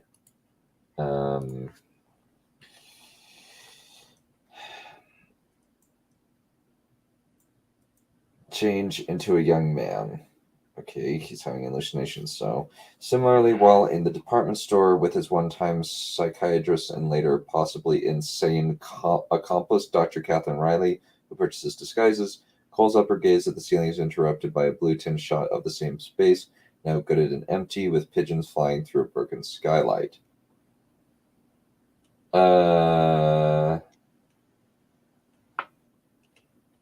So basically, he's implying that the doctor lady is also insane. Not really. What? She's actually the one that's actually the most sane person there, but okay. Yeah, it wasn't at that point in the movie she's trying to convince Bruce Willis that Bruce Willis is sane? Yep. Yeah, and apparently. because she's convinced that Bruce Willis is right about stopping the virus, and she's trying to like snap him back to reality in order to get the information that she also needs in order to stop what's about to happen. I think that's how that went. Correct me if I'm wrong, Johan. Yes.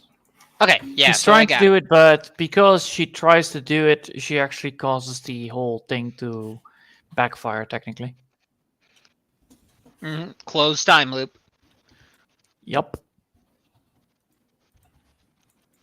So and what is this about Riley being potentially the fun insane? fact that he doesn't even pick up on that they want to kill the lady, because technically she's now the only person that knows about the time travel, therefore she needs to be murdered. That's why he's getting hand over the gun, because he actually needs to kill. So technically he could choose whether to let her live or let her die.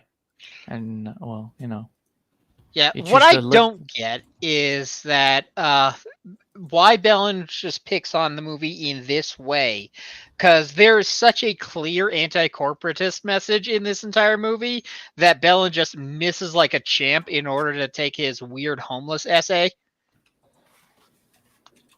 It's like, Bellin, 12 Monkeys is on your side. Dude, stop fighting your ally. Basically.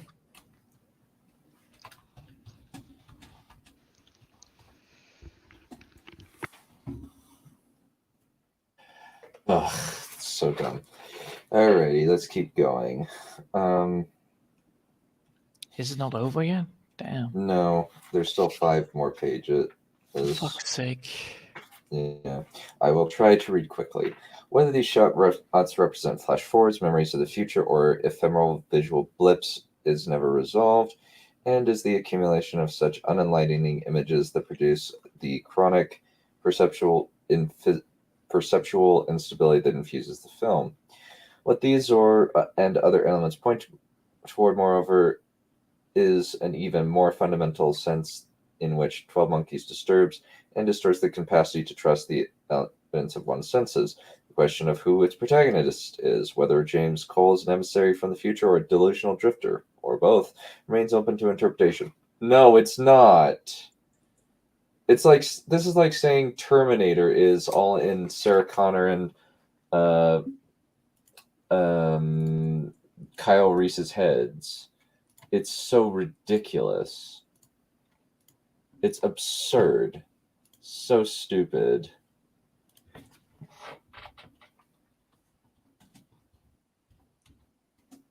So dumb.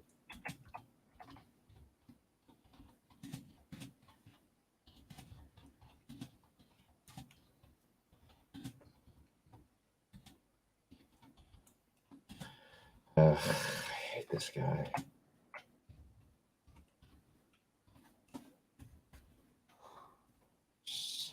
sake, Kyle what is Reese. wrong with this man? Yeah. Kyle Or, Reese. It's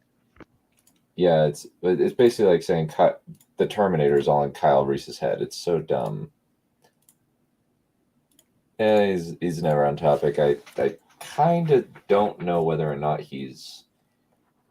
I don't know whether Mr. Melvin Sherman is a bot or not, or he just doesn't understand cues. I'm not sure, but let's keep going. I definitely think he's on the wrong video. That was my first suspicion. It's like, I've done that before accidentally. It's like posting comments and it's like, oh shit, I'm on the wrong stream. No, Don't worry. He does that. No, he hates. No, he does this a lot. He demands that I cover Smudcast videos all the time. And I'm just like, I don't care. I'm not interested in doing that. I don't care. I don't care.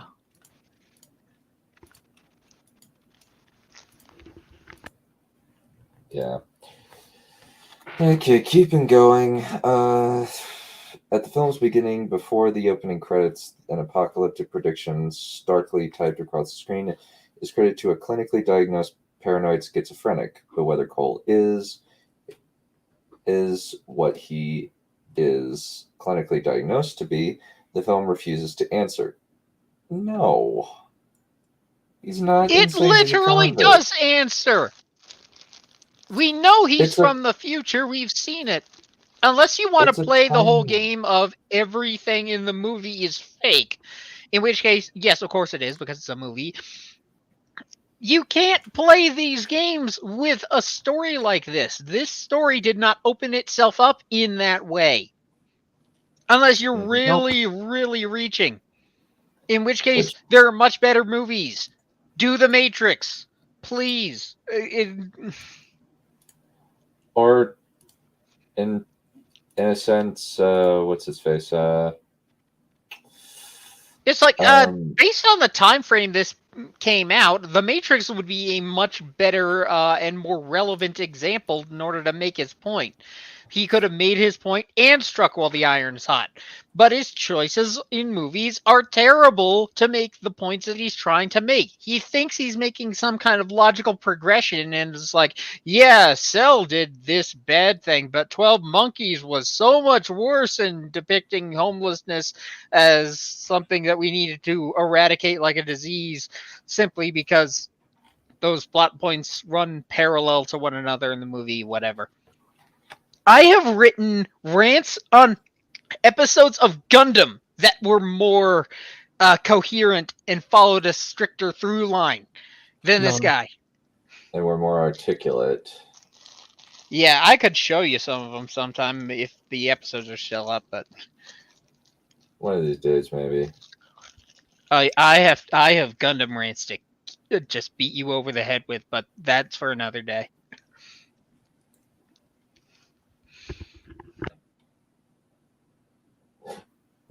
Yeah, let's keep going with this. According to director Terry Gilliam, yeah, that explains a lot. Terry Gilliam's kind of nuts. Elaborate. Yeah, so well, it's just that his thing is he makes weird movies, like Brazil and a few other movies of that ilk. Let's keep going. Okay, according to director Terry Gilliam, the question of whether Cole was simply one more apocalyptic Neph is an unsettled one. I wanted to keep it vague enough so that it could just be a product of his deranged mind. To me, the trick was to try and make it feel like he was mad. Okay, so that's some decently substantive evidence for his point that it could be all in Cole's head, but it's very flimsy. Yeah, Johan, does the movie actually... Because it seems to me, like, from what I've seen of it, that the movie is pretty strict that, yes, he is right. They don't try to play, like, these Inception games where it's like, is he really dreaming or anything like that. No, he is he is from the future. Done. Yeah, it's It's nailed in. It is a fact in the story. Yes, because it already has a confirmation that he is from the future because he went to the past in World War One. Mm-hmm. So this is very much even the whole prosperity of the whole. There is going to be a great plague going on. They in the presentation that she gave, the scientist gave, they actually show multiple times that people are coming from the future, going to the past, but because it's the wrong number, they got stuck in the past. Mm-hmm. Man, I freaking even Cole admits to it. Nor need one rely on the director's word alone to be convinced that Homunculus profoundly troubles its protagonist's identity and authority. One of the patients in the psychiatric ward clearly echoing the mystical mantra for recovery that Dr. Riley has implanted into him, characterized insanity as follows. Although his imagined world represents a totally convincing reality for me in every way, nevertheless, it really is actually a construct of my psyche. I am mentally divergent. Let's see. I am mentally divergent. In that I'm Is that Bellin speaking? No, this is a quote. I am mentally divergent in the way that I am escaping ugly realities that plague my life here. When I am stopping there, I will be well. I stop going there, I will be well. If this destination is to be believed, then the viewer is too plagued by Cole's possibly delusional belief that in the total convincing reality of his life in the future, or conversely of his return to the present, where the film revels in appearing to confirm, then denying the reality of its time travel nature. No, it doesn't. You're wrong. You're lying. You're crazy. You're an idiot.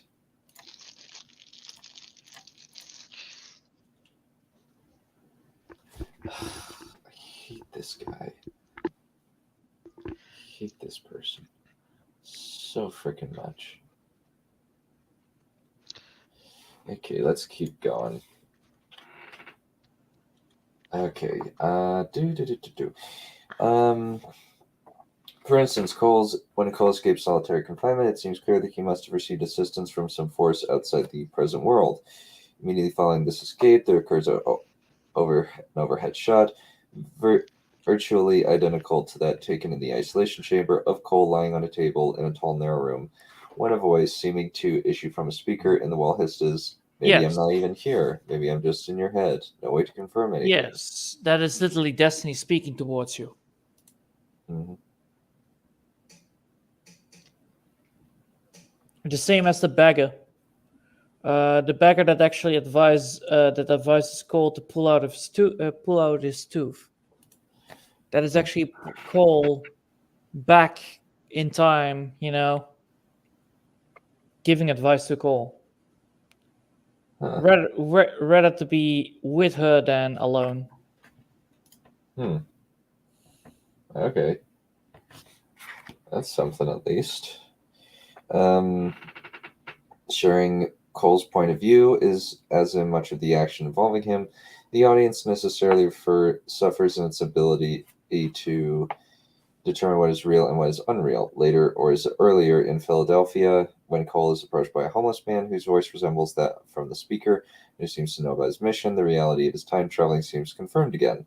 Yet after Cole's second disappearance and Dr. Riley's discovering the apparent unassailable evidence of the World War II bullet she extracted from Cole's leg, when she accosted seemed the same homeless man, he appears baffled by her insane questions.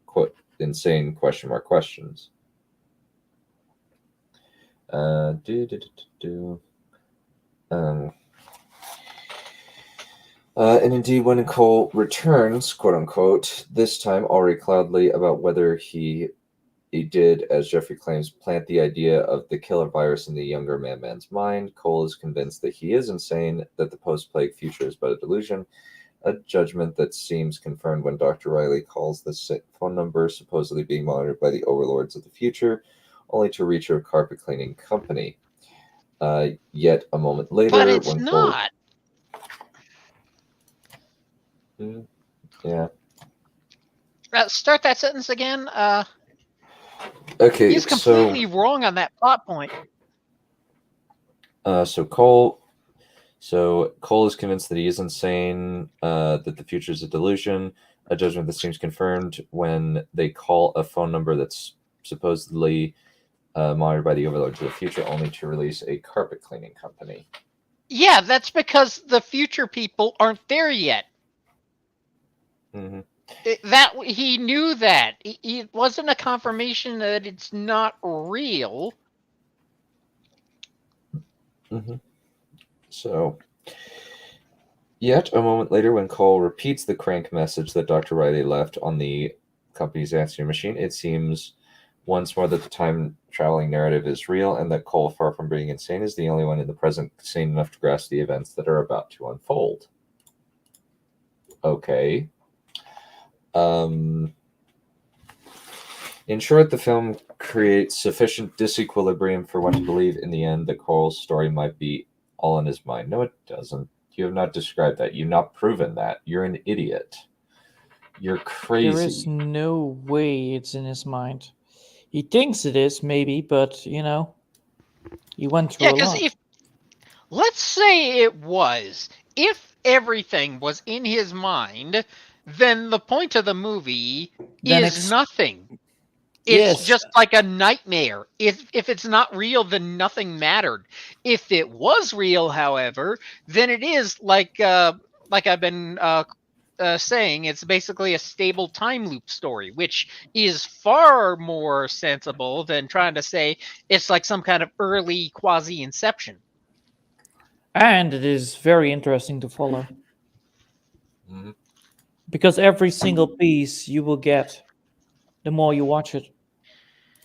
Yeah, but it's like if it's supposed to be some kind of delusion or something, then there would be some kind of payoff for it being a delusion. Like, let me sidetrack real quick for about 5 minutes. There's a 40K short story. Johan, maybe you've heard of this one, where this guy thinks that he's this big shot hero of the Imperium. He's all famous and everything. Everybody knows who he is, and he's a big shot all over the galaxy.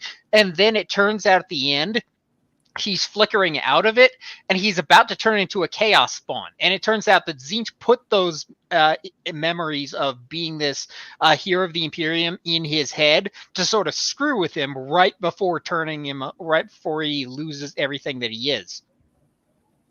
Nice. So that's an example of a payoff of just questioning reality, and it turns out, no, that isn't the reality that you thought it was. It was just a trick, because things like Tzeentch are established in 40K. He can do stuff like that. Same as orcs. They establish if they think that things can fly, then the thing can fly. If the thing is red, it will probably go faster. If they think it can go faster. According to the highly technologically backwards Imperium. I'm kind of on the idea that the Imperium doesn't have no idea what they're talking about. They have no fuck. I have played a role-playing version of 40K. Holy shit! What Imperiums are fucking dickheads. Like, you want to innovate? Heretic. You want to? Yeah, I think we're getting off topic. Yeah, we should probably. So stupid. Yeah, we should. Yeah, the point was, if the story was actually leaning towards this, is it a dream? Is it real? Is it madness? Then there would be some kind of suggestion at the end, or some kind of suggestion at some point. Or you should have waken up. But it doesn't. The end of the movie is the kid seeing the plane fly off, and he's actually Kid Bruce Willis, and he's sort of storing away these memories so that adult Bruce Willis later on in the earlier parts of the movie recalls it. It's a stable time loop. This is not madness.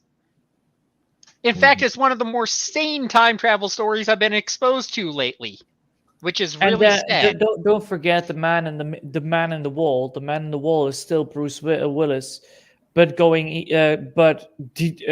doing the thing that he's doing now, regretting the choices that he made. That's the whole point.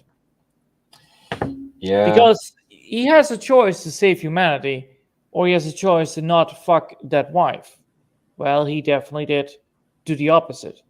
He went with Snoo and wanted to get laid with that. So he did. He died for his sins, I guess. Because he didn't want to shoot her, while the organization said, you need to shoot her. They didn't. Yep, let's keep going. Oh, for fuck's sake. When in the next last scene, Dr. Peters settles down for his round-the-world flight next to Jones. Owns one of the scientists from Cole's future. Her unexpected reappearance and ambiguous line, I'm an insurance, failed to resolve the question of whether Cole accurately predicted the future because he had indeed lived in it, or in as much as the film ends before one sees the supposed plague begin, that whether he did accurately predict it after all.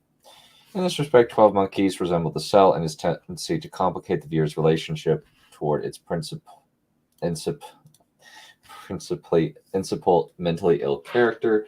It differs from the Cell and his tendency to question the very basis on which one can determine whether the character or anyone is mentally ill or not. To Dr. Riley's supervisor to the psychiatric profession of the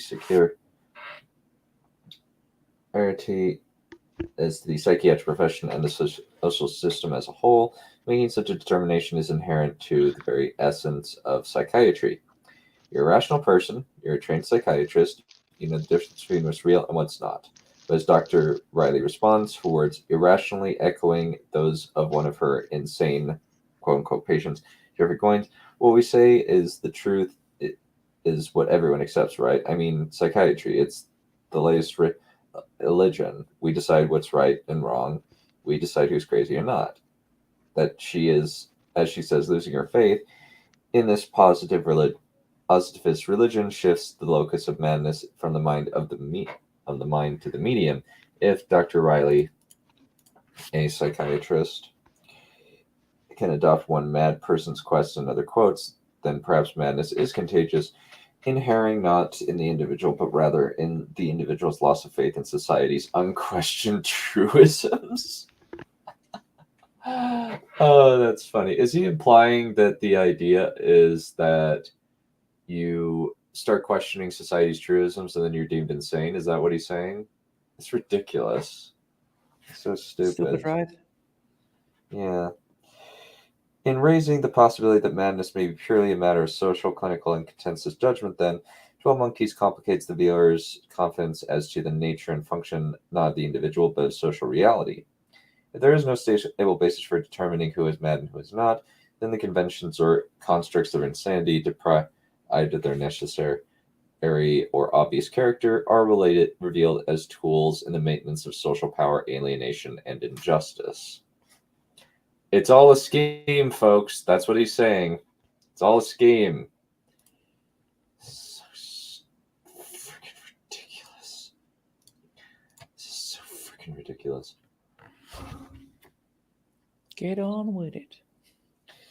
In accordance with this critique, 12 Monkeys emphasizes the continuities between the disciplinary mechanisms of the authoritarian scientific state of the possible future and the treatment of the clinically ill in the present, in the ways in which the medical intervention against deviance, as Dr. Peter Conrad and Joseph Schneider wrote, becomes a de facto agent of dominant social and political interests.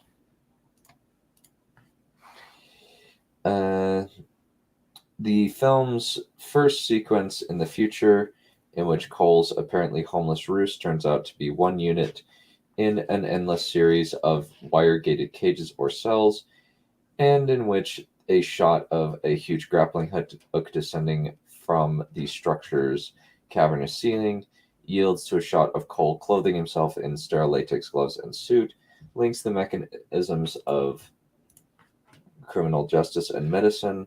In both, the films suggest individuals branded as different serve the totalitarian state's need for difference. Where was this in the film? I'm really curious. He's talking about the scene where Bruce Willis puts on the biosuit and then prepares to go out into the virus-infected surface. Yeah, apparently. Yeah, but he's putting on a suit to protect himself from the virus that is on the surface. Yep. For Pete's sake, you idiot. What is wrong with you? A lot. And he's writing about mental health while his is in question. No, his mental health is not in question. It's just his skill as a writer and communication of his ideas is in massive question. Yeah. Yeah, I just don't believe that he's physically competent. I think he's just insane. I think that he's just completely nuts. That's my perception of this man, because nobody who could write this could be at all sane. Yeah, well, we used to have a word for it. Unfortunately, it's kind of uncouth nowadays to call people retards, but... Read, goddammit, read! Why didn't you read? Mm-hmm. The films... Okay, clearly stuff. Okay, mirroring shots in the future and the present reinforce the links. For instance, during Cole's examinations before the boards of engineers and psychiatrists, both of them constituting the dangerousness of mental... both of them constituting dangerousness hearings, the point which psychiatry and criminal law converge. Cole is flanked respectively by 2 guards and 2 orderlies. In both instances, the examiners sit behind a long table in white lab coats, and in both cases they insist upon his being inoculated and scrubbed vigorously. Yeah, because he was exposed to biotoxins! Mm-hmm. No, this is not as complex as he's making it out. No. The scrub is actually when he enters the how do you say, the lunacy asylum. He gets some good rubbing, not dropping the soap kind of feeling. Yeah, he's scrubbed vigorously in a disinfectant bath before his interrogation. In the future, he is manacled to a chair and physically distanced from the review board, both in the elevation of the seat and by the video monitor through which they speak to him. In the present, both the orderlies and the psychiatrist react with alarm when he rises from his chair and closes the distance between himself and his judges. As you do when someone who's a convict and a murderer gets really close to you all of a sudden. Mm-hmm. Also, don't forget, he does murdering quite a lot. It's quite his profession, you know? Mm-hmm. Likewise, when Cole is picked up by the police in the present, he beats the living shit out of those people. Mm-hmm. Numerous devices link present and future incarcerations. Cole is held along with a motley assortment of similarly mad vagrants in a block of cells strongly reminiscent of those in the future.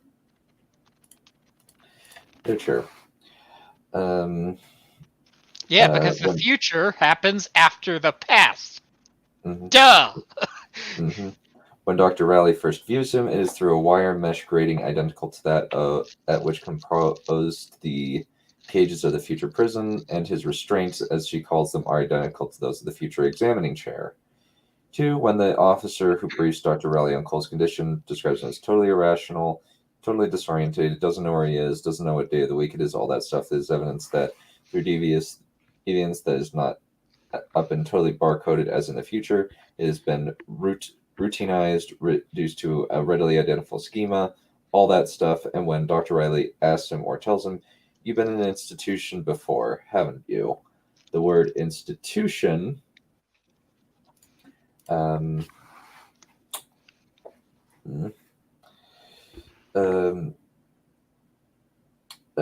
not to mention before, gains added resonance. Deviants such as Cole have indeed been placed in institutions before and will be placed in institutions again to safeguard what counts as normal to the powers that be. Oh, man. In short, okay, go for it. So, does he have any good valid answer anymore? Because he's now trying his so goddamn very best and still is not even close to anything. I don't know. It's stupid. Yeah. I would say, this guy's busted already. Like, boom, let's end it right here. But I believe we're already still 3 fucking pages in. 2. Actually, yeah, 3. 3. Well, 2.5. One of the pages is just a picture, which actually is nice. For fuck's sake. In short, 12 Monkeys exposes both the characteristic power and the characteristic infirmity of social reality. Those who subscribe to the majority opinion of what constitutes the real, in particular an opinion that decrees the mentally ill as deadly threats to the social order, are prevented from questioning or even detecting the actual violence perpetrated by the legitimate agents of society, a violence that is neither aberrant nor exceptional, but inherent to the discourse of normalcy and abnormalcy itself. In this respect, the fact that the film leads the viewer to suspect Jeffrey, the fruitcake of the plot to unleash the killer virus, places the viewer in the ultimately imposite position of Cole and Riley, seduced into tracking the most obvious carrier of the plague. They overlook the invisible bear until it is too late. What 12 Monkeys seems to critique finally is the compelling power of the social fantasy to shape and misshape the real, hunting monsters of its own making. Society fails to see what a monster it has made of itself. Okay, so this is the first not awful point that he's made so far. Finally, something like, oh no, society cannot see the real monster. Well, the whole point of this whole damn series is that, the point is he tries to fix the past, but he can't. He cannot fix the past because by trying to fix it, he actually sealed his own fate. That's what we learned from this story.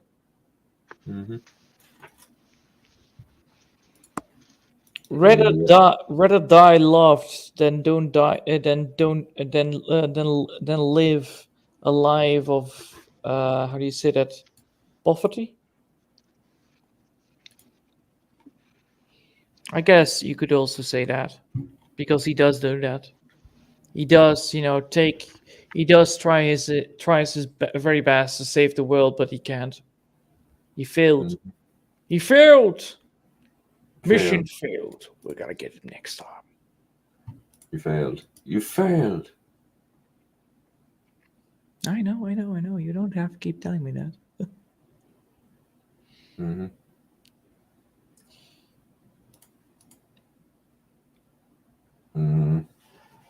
Yeah, let's keep going.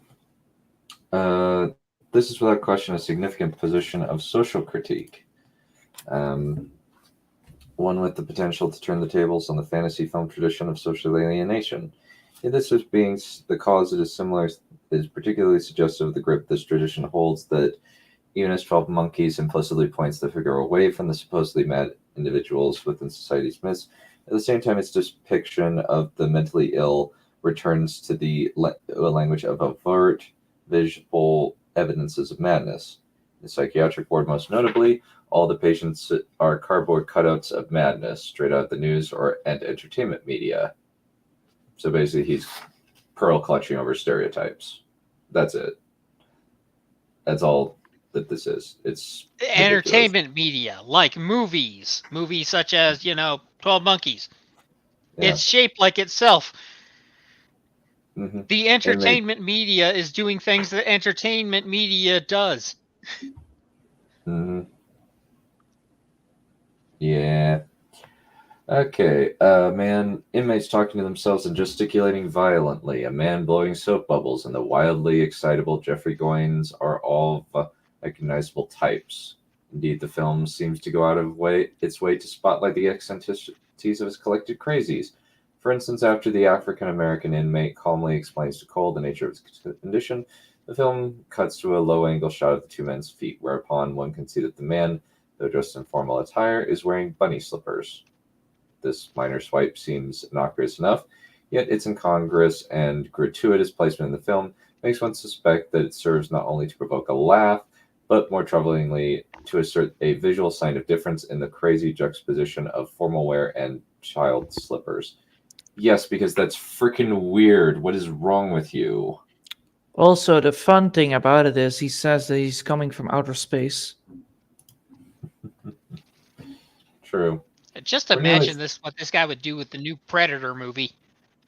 Prey? Oh my gosh, I imagine. No, not that one. The Shane Black one, the one with all the crazy guys that were helping the main character.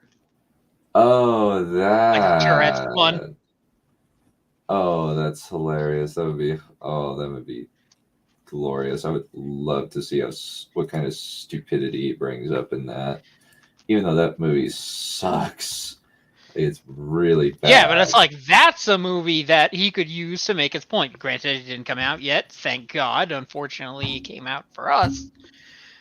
But it's like, he could find things that prove his point, or at least suggest his point. He failed!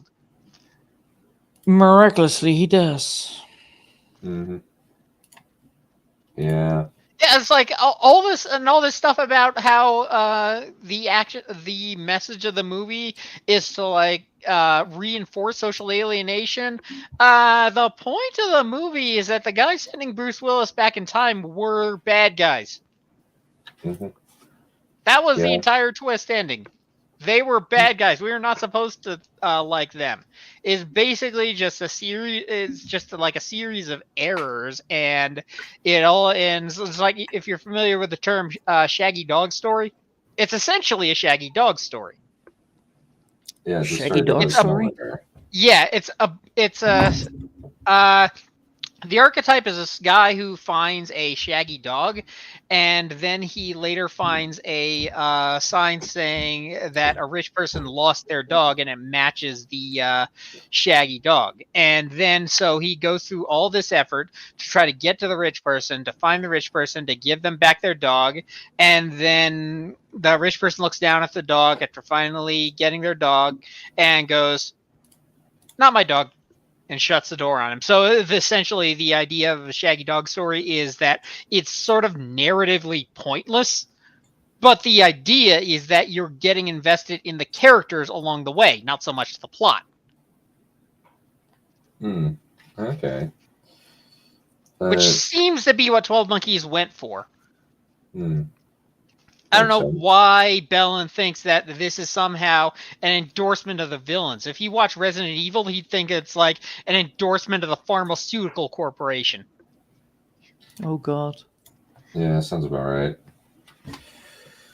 Okay, the presence of this monstrous asylum, Midway might, it is true, serve the very point I made above. The monstrous...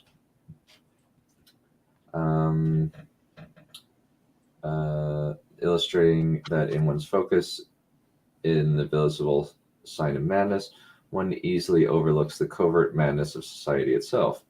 Indeed, it may be that in the film, by causing its viewers to react to the accustomed image of madness made manifest, is once more illuminate the lethal discourse of convention and conformity. If that is one sees Jeffrey and his flock as insane, it is because members of a medicalized society cannot see otherwise. I think, however, that the suggestion grants the film a greater indulgence than it merits. And in any event, the suggestion can be turned back on the film itself. For all its critique of institutional madness, 12 Monkeys cannot envision the institutionalized mad save through the very stereotypes of the institutions it critiques. Here's the thing. These people exist. I saw one in Europe. He was just a deranged nutcase who was screaming at a window. Just screaming nothing at a window. It was really weird, but they do exist. Yes, they do. Mm-hmm. For fetch's sake, complete idiot. Why are you like this? Okay, there is in this regard another reason to doubt how deep the critique of Badness and 12 Monkeys goes. Though the film insists that madness is an institutional matter, a social construct, nevertheless adheres in significant respects to the institutional factors that tear mental illness from its Keeping social in context. mind also that the movie came out like 1992. Mm-hmm. What was it? Yeah. Yeah, pretty much. It's basically just, it didn't go far enough, and he used stereotypes. That's the entirety of his argument. It's stupid. It's really, really dumb. Why is this guy like this? Why do we still have people like this? How long do we need to suffer continuously? Mm-hmm. The world is better off without such things like that. Okay, so let's keep going. Let's finish this up. Consider in particular the film's representation of homelessness. The Legion of the Street consists of the adult unmarried unstable males, a cluster of traits that distinguishes not only Cole, but the men who attempt to rob him and rape Dr. Raleigh, the old man who may or may not be a time traveler, and the street preacher who likewise may come from another time. Violence, too, seems to be endemic to the streets. The savagery of the men who attack Cole and Dr. Riley is matched by the fury of Cole himself, who responds to their assault with excessive and deadly force. So that's just his pansy-ass way of saying he defended himself. So... Yeah, also, isn't the implication if there's another time traveler from the future, then that time traveler would have been given the same deal that Cole had, and that he was a convict too? Yes, all of them are convicts that are sending back to the future. Mm-hmm. Or back to the past, you mean? Yeah, it's like fix this shit, and we'll go free. Mm-hmm. But it's all a blatant lie, in the end. Yeah. Violence, too, seems endemic. Okay, yeah, I won't worry about that. Because the fun thing is, these convicts are getting technically killed by the people of today. That's the whole that's the whole joke. If you look at a little bit deeper into the glass, if you catch my point. Mm-hmm. Because Cole gets killed by the police, so therefore all the other convicts are actually getting killed by other people from the past. Therefore, they don't have to do anything about it. That's why they don't show up anymore after a while. Yeah. That's how they get rid of it. It's basically a way of executing them. Yes. Promising them a half-lie. Yeah, it's sort of like the idea of a penal legion, where it's like you get a bunch of convicts who are on death row to essentially form a standing army and fight for you, because it's like, who cares about their lives? Their lives are already forfeit. Yeah, and then you give them a mission that they cannot complete. And if they complete it, they get assassinated. It's like, did they know that the mission was uncompletable, or did they know about the time pharmaceutical? They were just trying to the insurance make it company. happen. The assassin that was sent, the colleague, he gave Colin an option. Instead of killing him outright, he gave him an option because that's humane, because it is his friend. And Colin had the choice: kill the lady, or we will do it for you. Mm-hmm. And he didn't do it. Mm-hmm. Right. So in the end, the lady actually succeeded at surviving. And then, other convicts are going to get towards her because, we cannot have loose ends on this. It's like If you ever, Drake, did you ever saw The Island? I'm gonna need a little more context than just that. Okay, The Island. It's all about clones. The clones create more clones. Eventually, one of the clones discovered that they are creating clones, and they discover that they were promised they've promised a vacation to a beautiful island once they succeeded one of the jobs. Turns out to be a hospital where they get killed, and then the organ parts are getting transferred to the real person.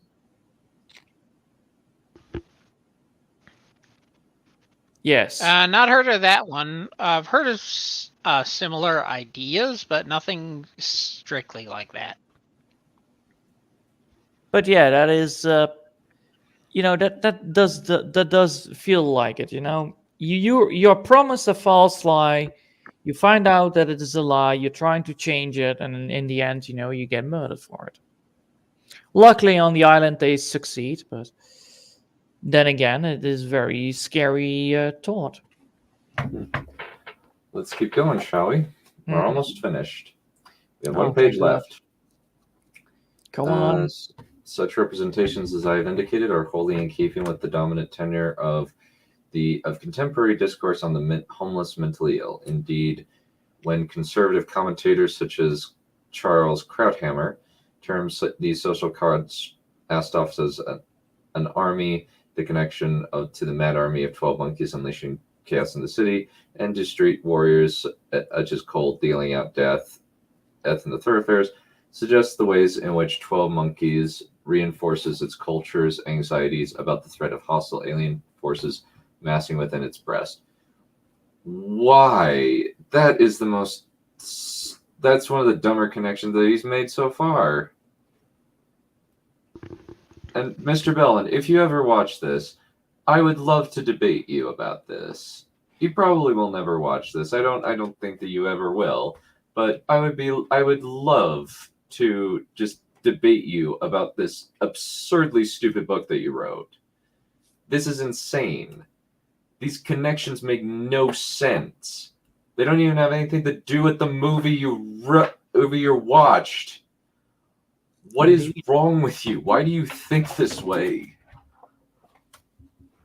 You're giving me about homeless people, and you're giving us a movie about time travel. It's very annoying. Yeah. 2, as I have insisted, the most significant sense in which such representations support ideologies of alienation may be in the way in which they not only foster, divine, and stigmatize these conditions, but having do so, deny that they have done so. So basically, they do it and then say, no, it wasn't me, folks. That's what he's saying. Please put this in a relatively digestible manner. Pete's sake. Admittedly, this is 18 years old. Like this, well, funnily enough, Joshua David Bellin is 65 years old at the time of this video. Has somehow managed to keep publishing a book every year for the past 18 years, possibly longer. And yet, I guess this was its initial opening. It's awful. This is a terrible book. Okay. As Linda Fuller points out, the strategy of denial, offering easy allowance for keeping our distance from both the homeless people and their problems, is characteristic of the many films from the 1890s and 1990s, or the 1980s and 90s, that deal with homelessness. Indeed, is characteristic of Gilliam's film The Fisher King, which fleshes out to an even greater extent than 12 Monkeys, a homeless subculture composed of adult male schizophrenics whose fall from grace is wholly due to personal tragedy. In this sense, 12 Monkeys close to the very thing it exposes, the exercise of social injustice and the alienation of the mentally ill. You're reading too much into this, bud. Any thoughts from the guests on the panel? Sorry, I've been ranting too much. I just want this to be ending, that's all. Fair this enough. Sucks so much. Yeah. This is even worse than I thought. Like, oh, you're gonna talk about the mentally ill? No, you're gonna be talking about fucking homeless people. Come on. If the society or society I heard there was one. film are like, page left. Let's make it no pages left. Deal. If the society or societies in this film are plagued by a madness of their own invention, the film itself constructs an image of madness so powerful, so tantalizing, that it is at once impossible to avoid and impossible to see. One of the principal cultural forces that makes insanity impossible to see, of course, is the dailies and media images that likewise make it impossible to avoid. In this respect, it is intriguing how frequently 12 Monkeys suggest the links between popular culture and alienation, and it creates a world awash in media images. Throughout the film, events are mediated by and alternative realities represented within television's high-tech video screens, tabloid periodicals, and perhaps most important, in the scene in which Ole and Dr. Riley done their traveling disguises in a movie house theatrical films. It's reading way too much into it. In the next chapter, I will discuss in length the role of such self-referential devices in fantasy film. For the moment, I will simply say that in 12 Monkeys, these devices suggest a self-critical awareness of how alienating images of mental illness, including perhaps its own, are fashioned by the cinematic medium. If that is, 12 Monkeys critiques the ways in which authorities manipulate audiences into accepting as real the alienating fantasies that cannot objectively be proven. One of the central authorities the film appears to hold up for inspection is the authority of film itself. What? Okay, the true plague in 12 Monkeys as in our time may thus be film itself, the most visible of media that paradoxically possesses the power to render itself invisible, and in doing so let fantasized images of the marginalized and oppressed the appearance of reality. In this sense, as if in 12 Monkeys the future is history, the sign, the science, and the cinema of madness is absolutely present. And that's the end of the chapter. Wow. Finally. That was way worse than I thought it would be. Dang. If he had any good point, it was only the point where he was blaming everything for everything. Jeez. Just Buddy don't. and I couldn't have come up with something like this. Yeah. He should have stayed with the mentally ill, but no. He went with fucking homeless. The one point that you're not supposed to be picking. Jeez. It's like picking an apple from a tree and then pick up a piece of dirt because you thought that would be also representing an apple.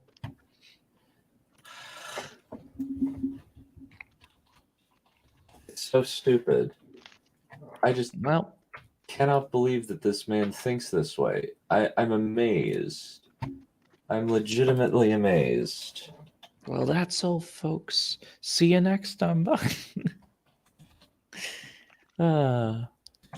Honestly, the 12 Monkeys, it's a good movie. It has good red herrings. It has a good story. It's a little bit old, but still it's decent. It has some good action scenes in it as well. I like it. Not the best of actors, not the best of humor, but hey, decent enough.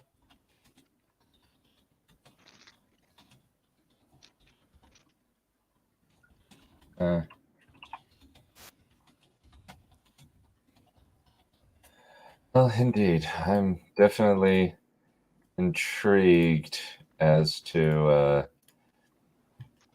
see next time. I think next week is going to be... Well, the nice thing is we're finished with Wheel of Time after this week, which is going to be really nice, because that show sucks. It's so bad. And one nice thing is now that the quest has been finally removed from Disney Plus, they don't have copyright over it. So I'm just going to be releasing the commentaries for those. We also I also got into a little bit of a spat with I